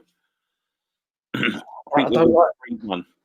Yeah, see, I'm useless with predictions, as we all know. You know, my history, we would have won the league if all my predictions come right. But I just feel this game, I think we're going to be too strong. So I'm going 3-1 as well. What's your favourite game to go to West Ham versus? I always enjoy West Ham Spurs. Yeah. Just for atmosphere. West Ham Chelsea is always a good game. Yeah. Yeah. So it normally is all the big sides. West Ham Chelsea for me. Chelsea, yeah. Who's the most talkative out of all you lads? It ain't Graham. Well, it depends. It's when you get Graham 1-on-1, he's Graham's very, very polite and he doesn't like to interrupt, and that's why a lot of the time he sits here quite quietly. It's not because he's not got nothing to say; it's because everyone else talks a lot, and he won't interrupt. Yeah, that's it. He won't get a word. He won't interrupt to get a word in. So he can talk a bit, Graham. He can talk a bit. Listen, look, we've all been friends for a long, long time. You know, I'll sit here and talk all day long. You know what I'm like, but we've all been friends for a long, long time, and we're all as talkative as each other. You know what I mean? Like, the original Dan come along a little bit later, but he'll chew your ear off if you give him the chance. But we didn't know Dan till 1 or 2 years after we started. But the 4 of us have been friends for many, many, many, many, many years now, and we all talk bollocks, and he loves it. That's the thing we do. I'll talk bollocks to anyone. But yeah, it's you know, it's we'll talk. It's just the way things. Kai Backman says, when you pass, can I take over the channel? We've got kids, mate. You know, you have to fucking discuss it with them. If they want to do it, then they'll do it. But right, I said 3 more. That was 4. I lost for a second and said, shut up. Right, mate, we're going to in a minute. Right, this is the last one. When did you guys meet? Well, I've known Ryan since he was about 10. I was 11, he was 10. I met Scott when I was about 20. Yeah, about I think, yeah. Early 2000s. Yeah, very like 2003 or something. So I'd have been 20, 21, coming up 21, 20. Yeah, not long. It weren't long after my daughter was born I met you. Yes. How old's your daughter? 16. 16. Oh, this is bad. How can I not remember that? Yeah, 16. Coming up 17. She was, you know, baby in arms when I met Scott. Very, very young, like months, maybe a month. Yeah. I've known Graham since what, late 90s, early 2000s. Yeah, no, late 90s. I know Graham because I knew Graham before I knew you. Yeah, I think I must have been probably 19. Yeah, so what, 99? I met Graham, something like that. I think playing for Canning Town. Steve Broomfield said you had an hard paper round uphill. I was going to say it insulted him, but I won't. West Ham supporting West Ham is aging you, lads. I think the years are aging us.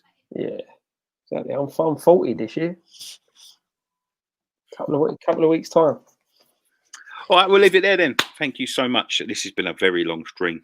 Thank you very much for joining us on this edition of West Ham Fan TV's Friday Night Pint. We'll be back tomorrow with the Norwich build-up.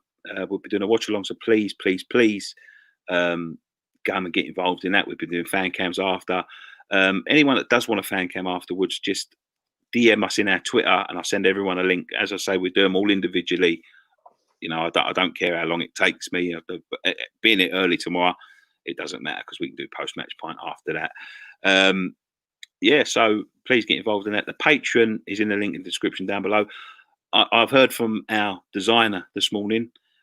He's knocking up some new T-shirts for the T-shirt store that'll be in very soon. If you're a patron and you've been one for 3 months and you've been waiting a bit of news on the free T-shirts that we give away after 3 months, as I said, he's just coming back from work now and he's going to be designing us something very special that we'll be sending out to you on the post. But if you want to become a patron, please, there's £3, £5 and £8 descriptions. You get discounts in our store, exclusive content and all of that sort of stuff, audio downloads for all of our shows. So please consider that as well. It's been a good night, Scott. It's been quite emotional. It has, mate. It's been very, very, very enjoyable.